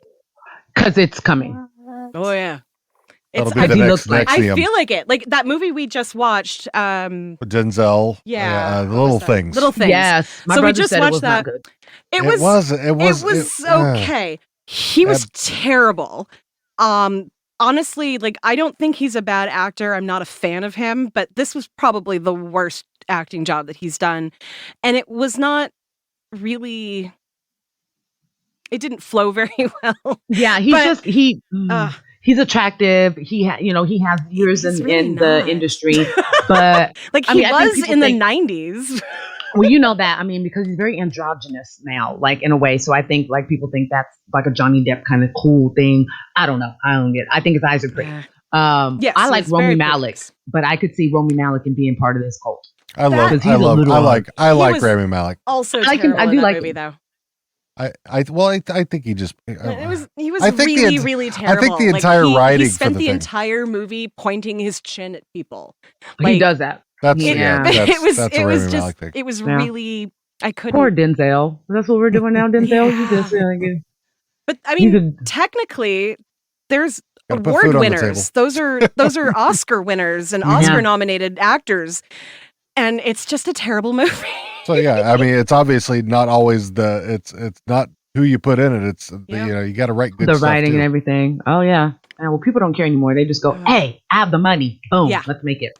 But we're gonna use my speaking of awesome writers, one thing that is the same in almost every episode that we've had and have not mentioned it yet is we keep bringing up that Aaron McGruder is a fucking psychic and that these stories that he would write, like the way that the world is changing right now, how much that, how relevant that was. And the next episode being the story of Gangstalicious when we talked about Ice Cube back in the day. And the Ice Cube that we all know and loathe right now. He's so quiet. He got real quiet real fast. Yep. Let me go back to making these family films. Yeah, there's going to be like a Zoo Day 5 coming out next year. I don't remember the names of the movies. Oh, neither. Family but Road Lil Trip, Wayne's whatever. Punk ass. Yes. Did all his bullshit for a pardon. Yeah. I didn't comment too much like when you guys actually recorded, but did Riley, Huey's the militant one, right? Mhm. Yes. So did anyone recognize Riley's growth from that first episode where he wanted to be Mr. Shoot 'em Up Bang Bang, and then by the time he was like, "Nah, I'm done with that dude," and then when he did the painting, that was like just a whole nother progression. But he started picking we're his not battles. even. We are actually maybe needing to cut this into two episodes because we have only gotten to episode 6 out of 15, and like we can't talk about Riley's growth because it hasn't happened yet. Hubby just said before he said that, he goes, "Are you guys at the end?" And I was like, "No, No. Right? I keep looking at the clock going, we're not going to cut this down to an hour and a half. Maybe we should actually cut this into 2. I could. We'll see. I mean, we stop right here. We're halfway. We're just about halfway. We'll Almost. do 7. let's- yeah, let's- 7. Before we do a wrap up, how about Yeah. let's talk about the story of Gangstalicious. Yeah. And Voiced by Mos Def. voiced by Oh, I can't remember his not Yusuf. something. Yeah, I think Yusuf. Well, Mos Def, who has changed their name, and Dean is looking it up now. Yeah, I couldn't even tell you. He's most deaf, and you can tell his voice anytime. Right? It's so distinctive, but I love his change too. He made a very good Right. transition. Yeah. Right. Gangstalicious So- kind of started out as like Yaslin Bey. say it again. There you go. Yaslin Bey. Yaslin. I was going to say that. Okay. Just kidding. Well, I knew it was a y sound. I remembered that. But then I was Yeah. thinking of Cat Stevens. Oh, Ramsey. No. Yusuf Islam. See, Yusuf. There it is. That's where that one came. Is that what he changed his name to? Yes. Yeah. My That was, husband's very upset with him because of Cat in the Cradle. That one hits a lot different now that my dad's Yeah. gone. Well, yeah. So when I'm talking about the first time he heard it, I wish there was like YouTube reaction because he was like, "What? Who? Yeah. Why would somebody?" And I go, "Babe, just listen." And he was like, "This is fucked up. This is deep." And I was like, "But it's a good story. It's a good story." But yeah, I forgot he did change his name. Yeah, changed his identity. Was that Cats in the Cradle? Was I thought Harry Chapin or something? There were a lot of artists that did Cats in the Cradle. Mhm. Like fucking Harry Chapin. Green Jelly did Cats in the Cradle. Yeah. Like I don't know if y'all knew that band, but But yeah, but Harry Chapin and Cat Stevens, all those guys were right around the same, as well as oh God, what's his name? Did I've seen fire and I've seen rain. James Taylor, yes. Taylor. They were like all right around the same time. Very similar sounding voices. Yeah. Sidebar, really quickly. I just found this out. Did you guys know that the Beatles song, which then I turned around, I was like, wait, this is Earth, Wind, and Fire song too. Gotta Get You in My Life is about cannabis. Not No, surprised. About Yep. They sang about LSD enough, so Yeah. But it's completely, and so I was looking at that. I had a guy that I was on his podcast, Soundtrack Your Life. You guys should really check it out. Good podcast about soundtracks. And he's on Purple Rain, and I was on his podcast and we did Dazed and Confused. But he came on mine, and so we were just talking about different stuff, and I stumbled upon that because I always like to give quotes and little information at the beginning of the pod. And I was like, what? So pulled out my YouTube music and I started reading the lyrics. And I was like, what? Oh, yeah, it is. And then right after that, the Earth, Wind, and Fire version came up. And I was like, oh, I've totally heard of this. But yeah, just in case you guys were ever on a trivia show and it's worth $1 million, now you know. all right. So there you I go. love it. Yes. Sorry. Just came to mind. Yeah, no. This was the first episode to address homophobia in Black culture. Mhm. And I thought that was for me, that really stood out because growing up, when I was 16, my godfather came out of the closet to me, never to my dad. But he came out of the closet to me, and I was introduced to his new family. We'll put it that way. It was a bunch of amazingly beautiful, again, looking back, like club people, like they all couldn't wait for me to turn 21 so we could go to the gay bar. Unfortunately, my uncle passed away before I turned 21, so that never happened. But in that, in that 5 years, like that was, I got thrown into queer culture so hard that I immediately was like, holy shit, I'm bi. No, maybe I'm gay. I don't even know anymore. Like, it was beautiful. Yeah. And they probably identified it a bit because I feel like they do. And back then it wasn't so much like, ooh, let's convert you as it is now. Right. Like, ooh, we're friends, so you should be too. But yeah. Yeah, I think that's cool that you actually got to have that awakening during a time when it wasn't a fad. You know what I'm saying? It wasn't like, oh, I did it in college. I had this one time with my roommate. that was the trope when I was growing up, that it was something that you did in college before you got married, or you were like Large Marge in Pee-wee's the movie, Texas movie. Like that's Pee-wee's Big Adventure. Pee-wee's Big Adventure. Like that was media representation of being a lesbian back then. Yeah. Yep. Like I literally jean jacket. What's her name? Wranglers. On Roseanne. Sandra Bernhardt. There she is. Yes. When Sandra Bernhardt came out of the closet and then was on Roseanne as a character who was bisexual, like that was probably around the same time that Ellen came out. I'm not sure which came first, but so like the way that media changed happened when I was right at that age where I was figuring it out for myself. And I think it was Ellen first, and then Sandra Bernhardt, and I like the way that they wrote that in. And then, do you remember when Roseanne kissed Morgan Fairchild? Yes. And they were like, "Oh, the old deal." Too bad Roseanne was an idiot because I really like Roseanne. I loved it, like Becky and what she went through. I was like, "Go, Becky, go be with your man, Mark." I had a total crush on Darlene. Darlene, that was me. That was me growing up. You had it right there, because like Darlene. That was my style. I would wear those jeans with the holes all ripped up from like my thigh down to my ankle, with the oversized flannel with the big curly hair with the undercut. No, that's my hair now.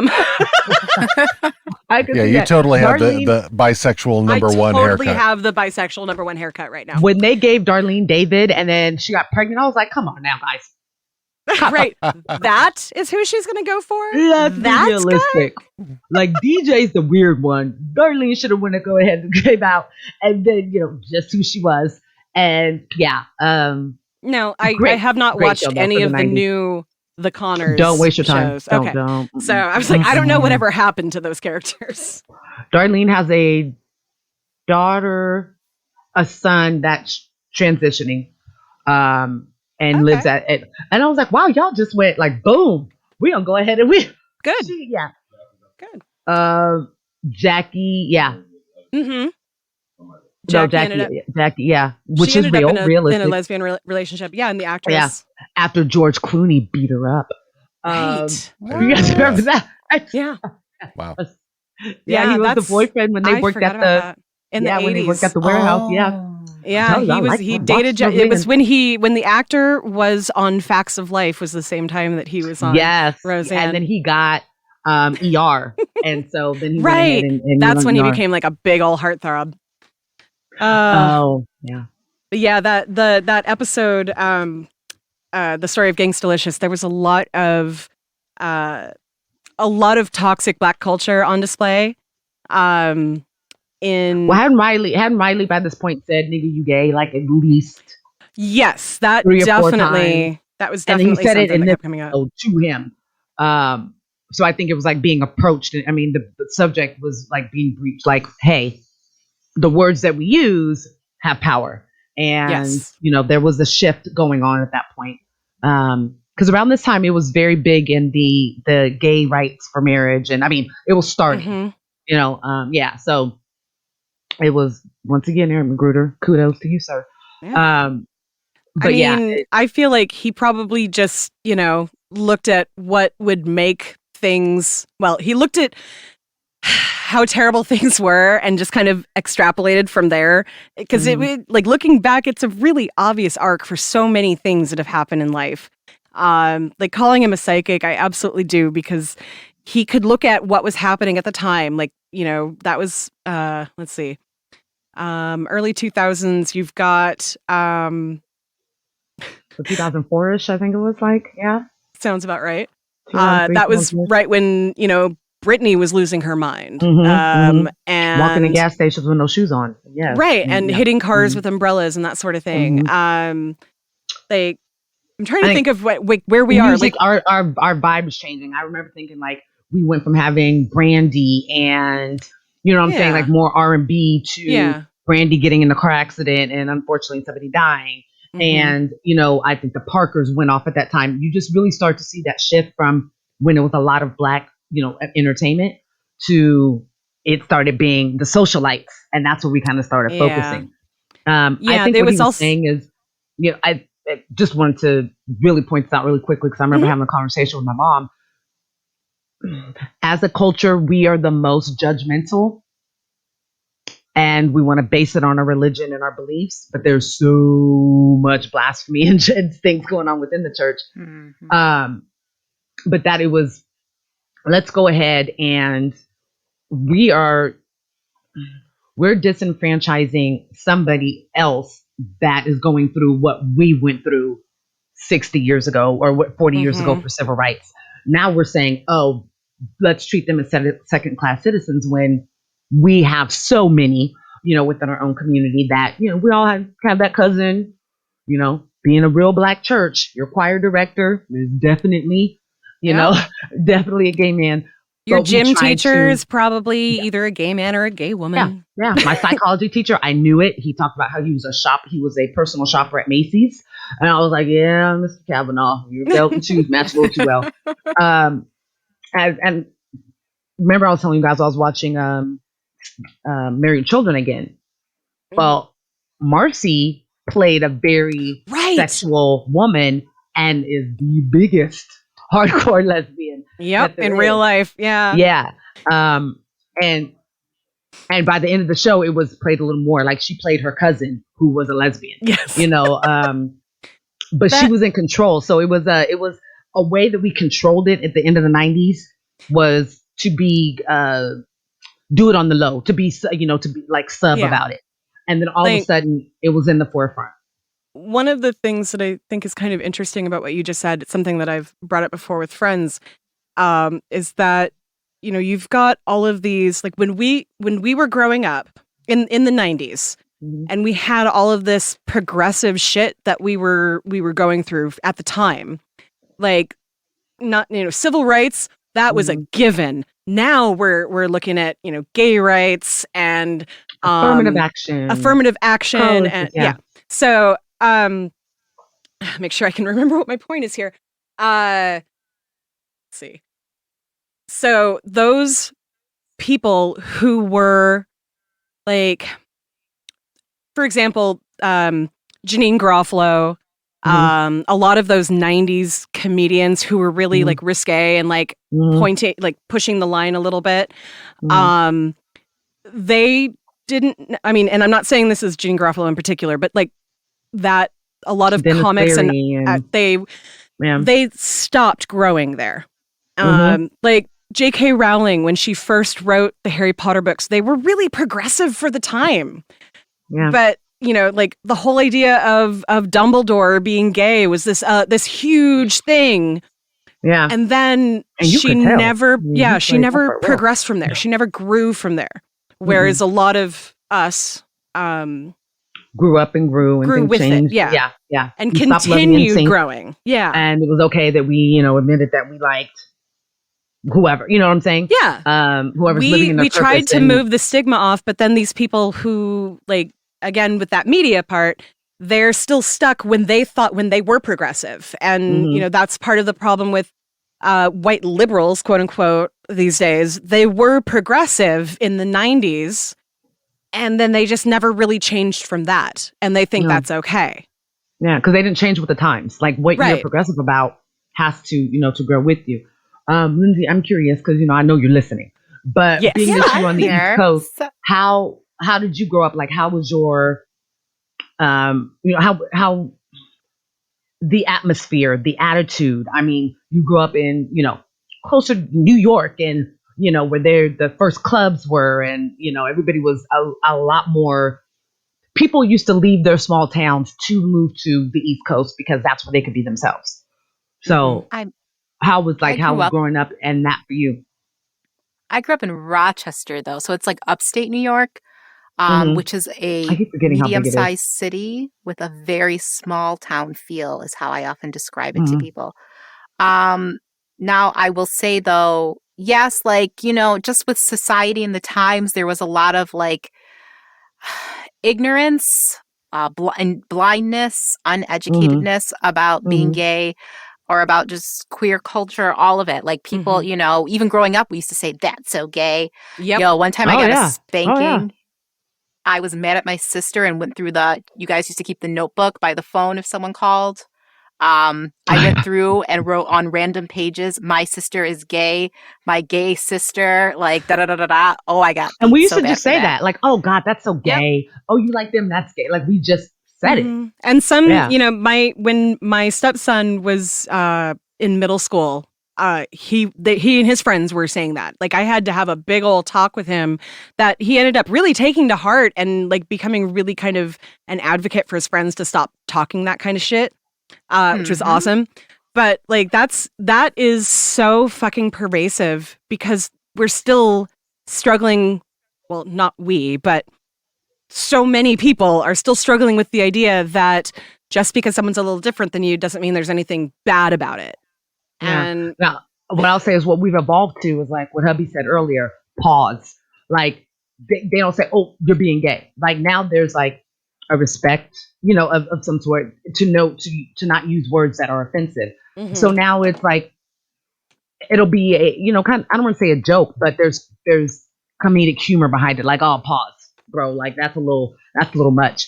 And I think that's a progression because when people were saying the F word, you know, and saying, like we said, that's gay. I definitely said that. I 9,000 times said that between probably 7th grade and 11th grade, maybe not 10th grade. But the fact that people had to be so living in the dark about it, you know, but now, oh no, you watch commercials, watch 4 commercials in a row.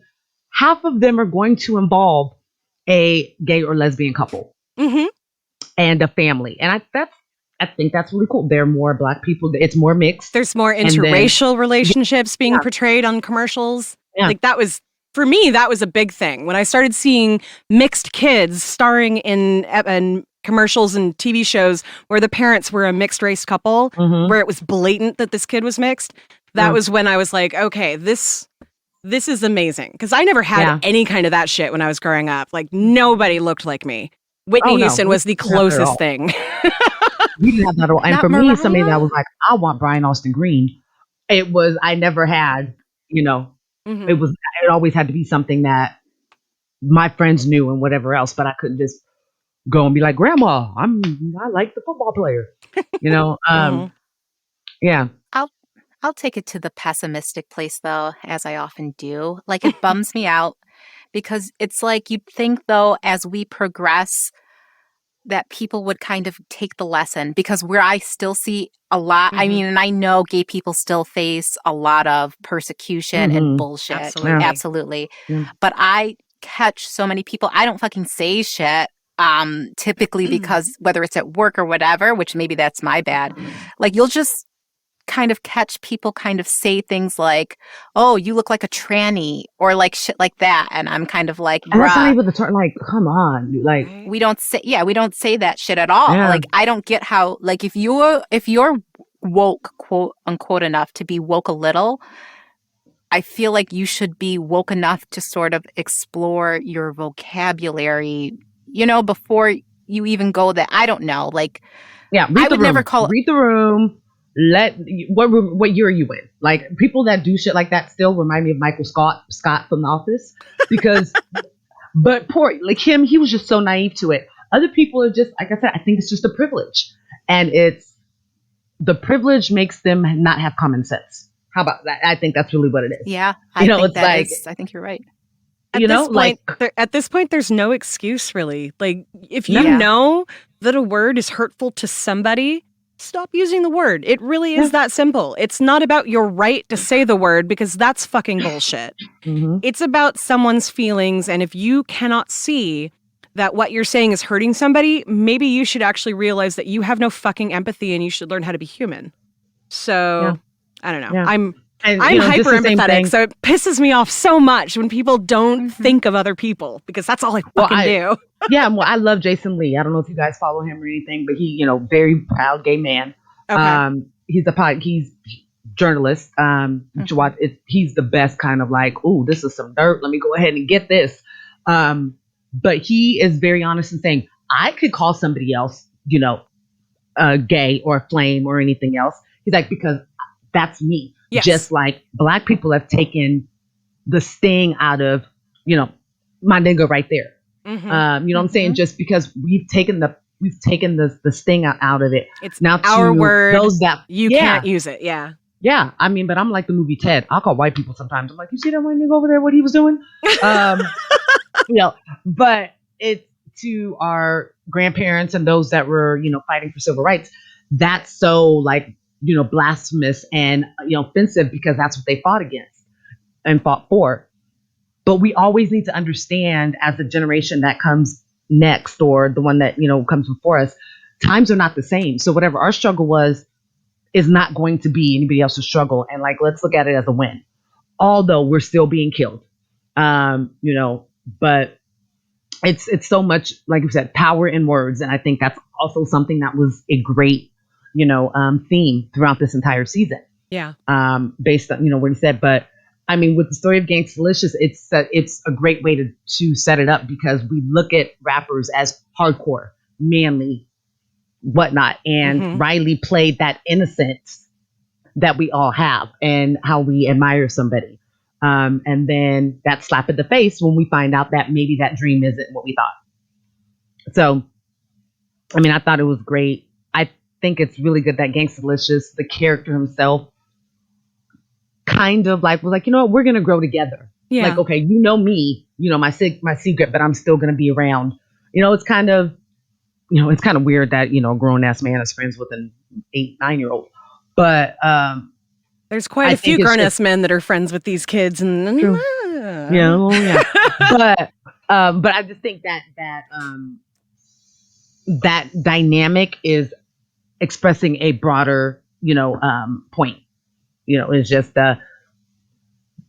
we need to just see everybody as people, and like we don't always have the right perception because they have to put this falsehood out about themselves.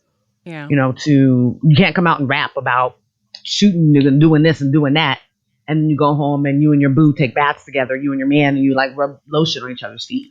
Like to most people, which in my opinion is kind of that's a shame. Like I would want to know that these people that I potentially like cared about, because as a celebrity, we do actually invest emotion in them, even if we don't actually know them. Yeah. So like if I like this musical artist, like actually great example, a particular person who I have never actually followed because I was never into like the dance mom stuff, but JoJo Siwa, who just came out of the closet. And she posted pictures with her girlfriend on Instagram, and she's so happy. That's her style. All the glitter and the flashy stuff and the high ponytails and like she's gonna have to make a change though. Now that you're coming out with a girlfriend, it's a little more adult and it's a little more like the fact that she's keeping she's like, no, this is me. All of this glitter and pink and shit, that's all me, and I'm gay. Like she's basically saying, I'm not going to change. How did she become a thing? What was she on? I think she was on Dance Moms. She was one of the kids from Dance Moms. And then I don't know, some kind of career got made out of that. I honestly had heard of her, but I'd never really paid attention. So Lifetime has gotten some hits with some reality shows between that and 16. I was going to say 16 and pregnant. 16 Kids and Counting. Yeah. And that family. Good Lord, that's another episode too. But yes, it's an evolution. We've evolved, but yeah. History repeats itself. Yeah. It kind of stays the same. But I wish that they would come back out with Huey and Riley older and then bring Gangstalicious back. Like Gangstalicious is 45 trying to rap still. That'd be that's actually something that I've thought about when I keep seeing that they're trying to reboot the series. I keep hoping that it's actually well, maybe Huey and Riley growing up or having grown up, because it's been, what did we say? It's been 15 years. So I was going to say Huey they'd be in at college, but they'd be way in college. They'd be family. Yeah, well, Huey at 25 participating in a Black Lives Matter rally, or and Riley lives with Huey. If we're excluding season 4, which a lot of people like to do, because that was in 2014. I believe. Yeah. Okay. There was a big skip between 3 and 4. Like, because Aaron Magruder wasn't involved. Right. That's why. He got fired from his own show. Yeah. Kind of like Dan Harmon did from Community. Anyway. And nobody cares about him. And Kurt Sutter from, even though the spinoff of Sons of Anarchy wasn't that good, but he got let go. And that's why that show ended. But it's it is definitely, once again, a broader message on Black people. Look at yourselves. We can't fix the problem what everybody else has with us until we fix the problem with what we have within ourselves. And that episode totally showed it. How you, even from, and I think it was great because for men, it showed men are still under pressure. Men still have to hold themselves up to a certain stature, and that's to be, hardcore and rough and like the girls and whatever else. For women, it has to be bomb, be perfect, have the perfect boobs and ass, and, look like you eat 2 walnuts a day.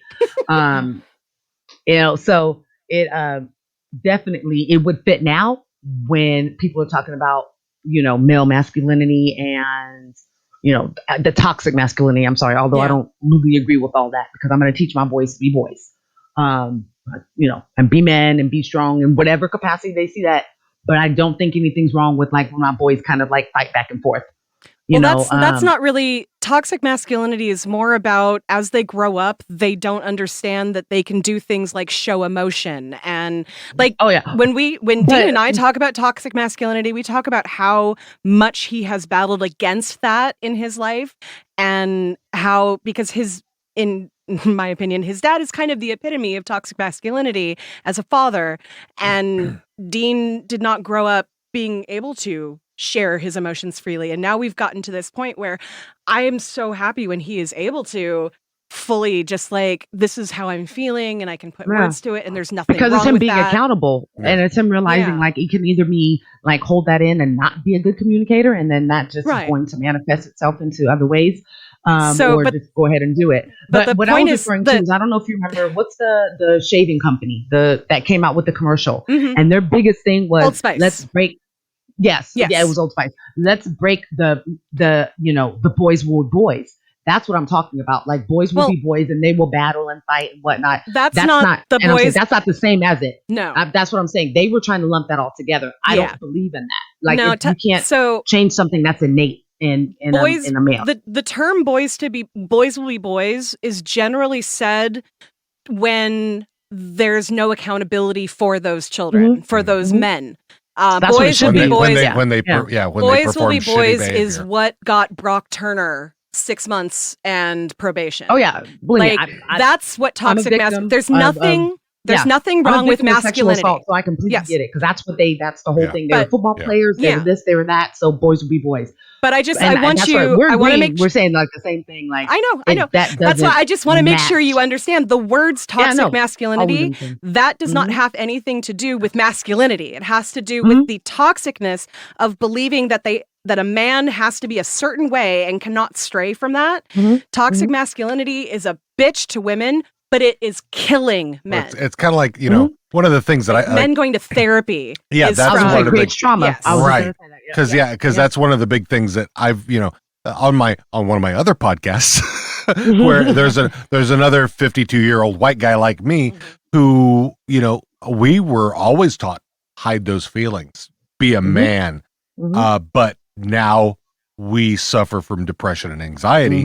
And so we talk about that, and we tell other guys that it's okay to go seek mental health help, because that's a conversation that men need to have in groups. Like, you sit around with your beer or whatever else. Like, it has to be okay for somebody to pull another guy on the side and go, "Hey, I noticed that you're doing this.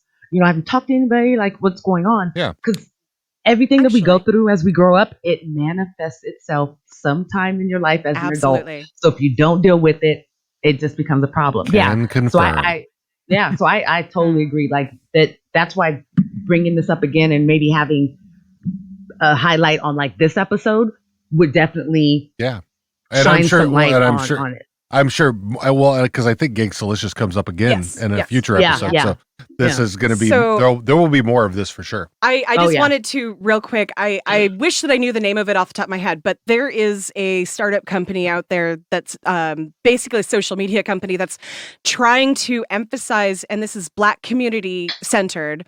Normalizing therapy and talking about your feelings and talking about going to therapy with. So it's like. They have shirts that it's like "You good, sis," and it has like the number of a suicide hotline and that kind of stuff. I am so fucking proud of the Black community for taking this on because that is another thing that we do not talk about. My dad We're strong people, died telling me maybe 2 stories my entire life about Vietnam because he could not talk about his feelings around that. And it's.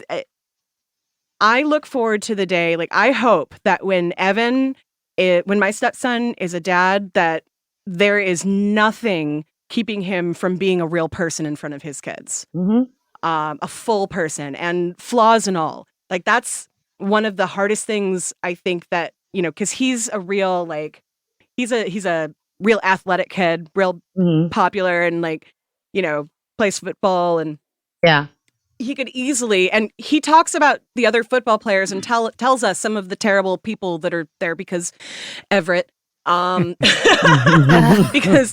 a very red state-ish area of the state, and they live in their delusion is just on 100. Like, but I'm so proud of him when he'll talk about how, his friends being an asshole and, he would call them out on something or, stand up to somebody who was picking on somebody else. And like, I want to see more of that. That to me is signaling the end of toxic masculinity because I was just going to say, they have examples now. Well, you have rappers that are coming out and they're like, hardcore rappers that are coming out and I'm like this. Killer Mike, I think, has been. Mike is amazing. He's genius. I cannot wait for my invitation to his bank to really be open. I've been waiting for months. But what he's doing and the fact that he went from being a rapper, I danced to him many times at the club, to knowing that he grew up in what, and I'm not saying Black households aren't this, but just with what he grew up, like financial literacy. This is what we need to do. Community. Let's go ahead and let's create a community like we had before they came and blew it up, with Black Wall Street. And that's not the only place or in history that they've done that. Central Park is another one. But I think that's what the change is. People want to start living to their quality of life that they see for themselves. And they don't want to be like, oh, because I grew up in an urban area. Oh, because I'm Black. Like, I don't hear the man's keeping me down. Hardly anymore. And that was like a big theme, I would say, probably when we were growing up. Agreed. That's inspirational. I think that is the change. And then my kids are 12 and 9. They are so outspoken and they are going to tell you what they think. Hubby told the youngest one today, I don't care what you think. We know more than you. Roblox, Xbox, you know more than us. Other than that, you don't know. But the fact that they do feel resolute in what they believe in and what they know is inspiring because that lets us know that we'll have more people that are fighting for other people, to make us more communal. Yeah, I think one of the things I do with my kids, I don't know if you've done this with yours or not, but I mean, I told my kids from the time that they could understand, I'm going to fuck up. You didn't come with a manual. So I wish Roseville Sutter had been like, here you go. I mean, go to page 32 for that. And they're both different. They're both very different kids. Very different. But so I mean, but I told them, I said, I'm going to fuck up and don't hesitate to say something. If you think I'm making a mistake at something, I will listen to you. Because we didn't grow up with that. Oh no. Like Cosby Show, that's what we always base it off of. Like when he had the conversation with Theo, when Theo had the bad grades, and he's like, "Here, let's play with this Monopoly money." And Theo was like, "Why can't I just be a regular person?" I remember being a kid, garbage man. Preach. You know And he what? was like, Garbage men make good damn money. They make Yes. more money than They teachers do. in this city. So they, thank and you they very work much. hard. They Yeah, work they hard. do. They but work. I like how they were honest, and that's what we are with our kids. Yeah. I don't Yeah. because when you lie to them and you don't tell them the truth, that's when they go and they call you back on that shit later, and Yep. that's when they kind of start building that resentment. Exactly. I'm the same way. I tell my husband says, "Don't do what I do." What'd you say? What's your little saying? Don't do as I do as I say. Yeah, but then you add like something else to it, because then he goes, "Even if I was wrong, I could have been right." Because if I was like, it's a whole thing. Yeah. And then my sons are like, "All right, Dad," and they just walk away because they're confused by that time. But you know, just Then letting you them go know, into there are known knowns, and then there are known unknowns. right, right. I mean, but letting them know that you're human, and that when I had you, I was young and dumb, or whatever I was, Yep. and I've been figuring this shit out the whole time. And like you said, as a parent to kids that are so different, that's learning, because you have to learn how to parent them differently. Yeah. And you know, and tend to their cares and their needs. So parents, just sit your kids down. They're not dumb. Like for some reason we seem to think they are, and have a conversation with them. And I think we can. There will be, when we do part 2 of this. Yes. There will be definitely more of this to talk about, and there's going to be more of this to talk about. So I think this is probably a good point to kind of good therapy session. On Oh that God, note, yes. You know, if you've listened to us before, you know that we like to talk, and we have a lot we can talk about. So, really want to thank y'all for hanging out with us. And we will definitely be back, I guess, next week with part 2. Yeah. And before we sign off, I do just want to say R.I.P. to Dustin Diamond. Screech. Oh yeah. I was a little bummed for some days. Like, Saved by the Bell, Screech. Like, what? Yeah. So, yeah, definitely wanted to, shout him out. Yeah. All right. You got Lindsay, you got anything you want to let people know about before we sign off for this week? No, but next week I will have something for y'all. Fantastic. Excellent. All right. Those of y'all listening at home, I guess it's like a Valentine's-ish day or something. Yeah. I think this is when this comes out. If you celebrate and you have someone to celebrate with, congratulations, and I hope you have a fun day. If you don't celebrate with yourself, if you do celebrate and you don't have someone, that's okay. It's a fucking pandemic. We don't want you to go out there and catch something. And it's a man-made holiday. Right. Don't get in your feelings. If you're like me and you don't give a shit, have a great weekend. And you can buy your own goddamn candy and flowers and celebrate yourself. Right? Love I planned it yourself. myself. I said, we're going wine tasting. I just There want you to be drunk. Also, and that's it. So there we go. Look around, y'all, because we're getting into spring-ish. So that means you're going to be seeing people selling flowers and fruits and stuff on the side of the road. Remember that those are people who probably haven't gotten a lot of money from anybody to help them through all of this. So go out there and spend your money where it actually is needed. Look for those farmers, look for farmers markets when they start opening up again. Spend your money in small businesses. Amazon does not need your fucking money. Do not give it to them if you can help it. I know that's Although something I just that bought a some lot of fire people leggings from there. I did too. That make I your just bought ass some look stuff for my classroom, but ridiculously great. So if you when can I'm get wearing away from my it. leggings, yes. But I agree with you. Like that, their strawberries, their cherries are 10 times better than what you're going to get in the grocery store anyway. Yes. And it's a lot of hard work going into picking and harvesting those. So yeah. Stop. Get like 4, freaking pounds for $10, which is way more you're going to get in the store. Right. But I like that. Shout out to that. Love you guys. All right. I love you too. We'll see y'all next week. Bye. Bye. Don't take this the wrong way, but I need you to get the hell up out of here.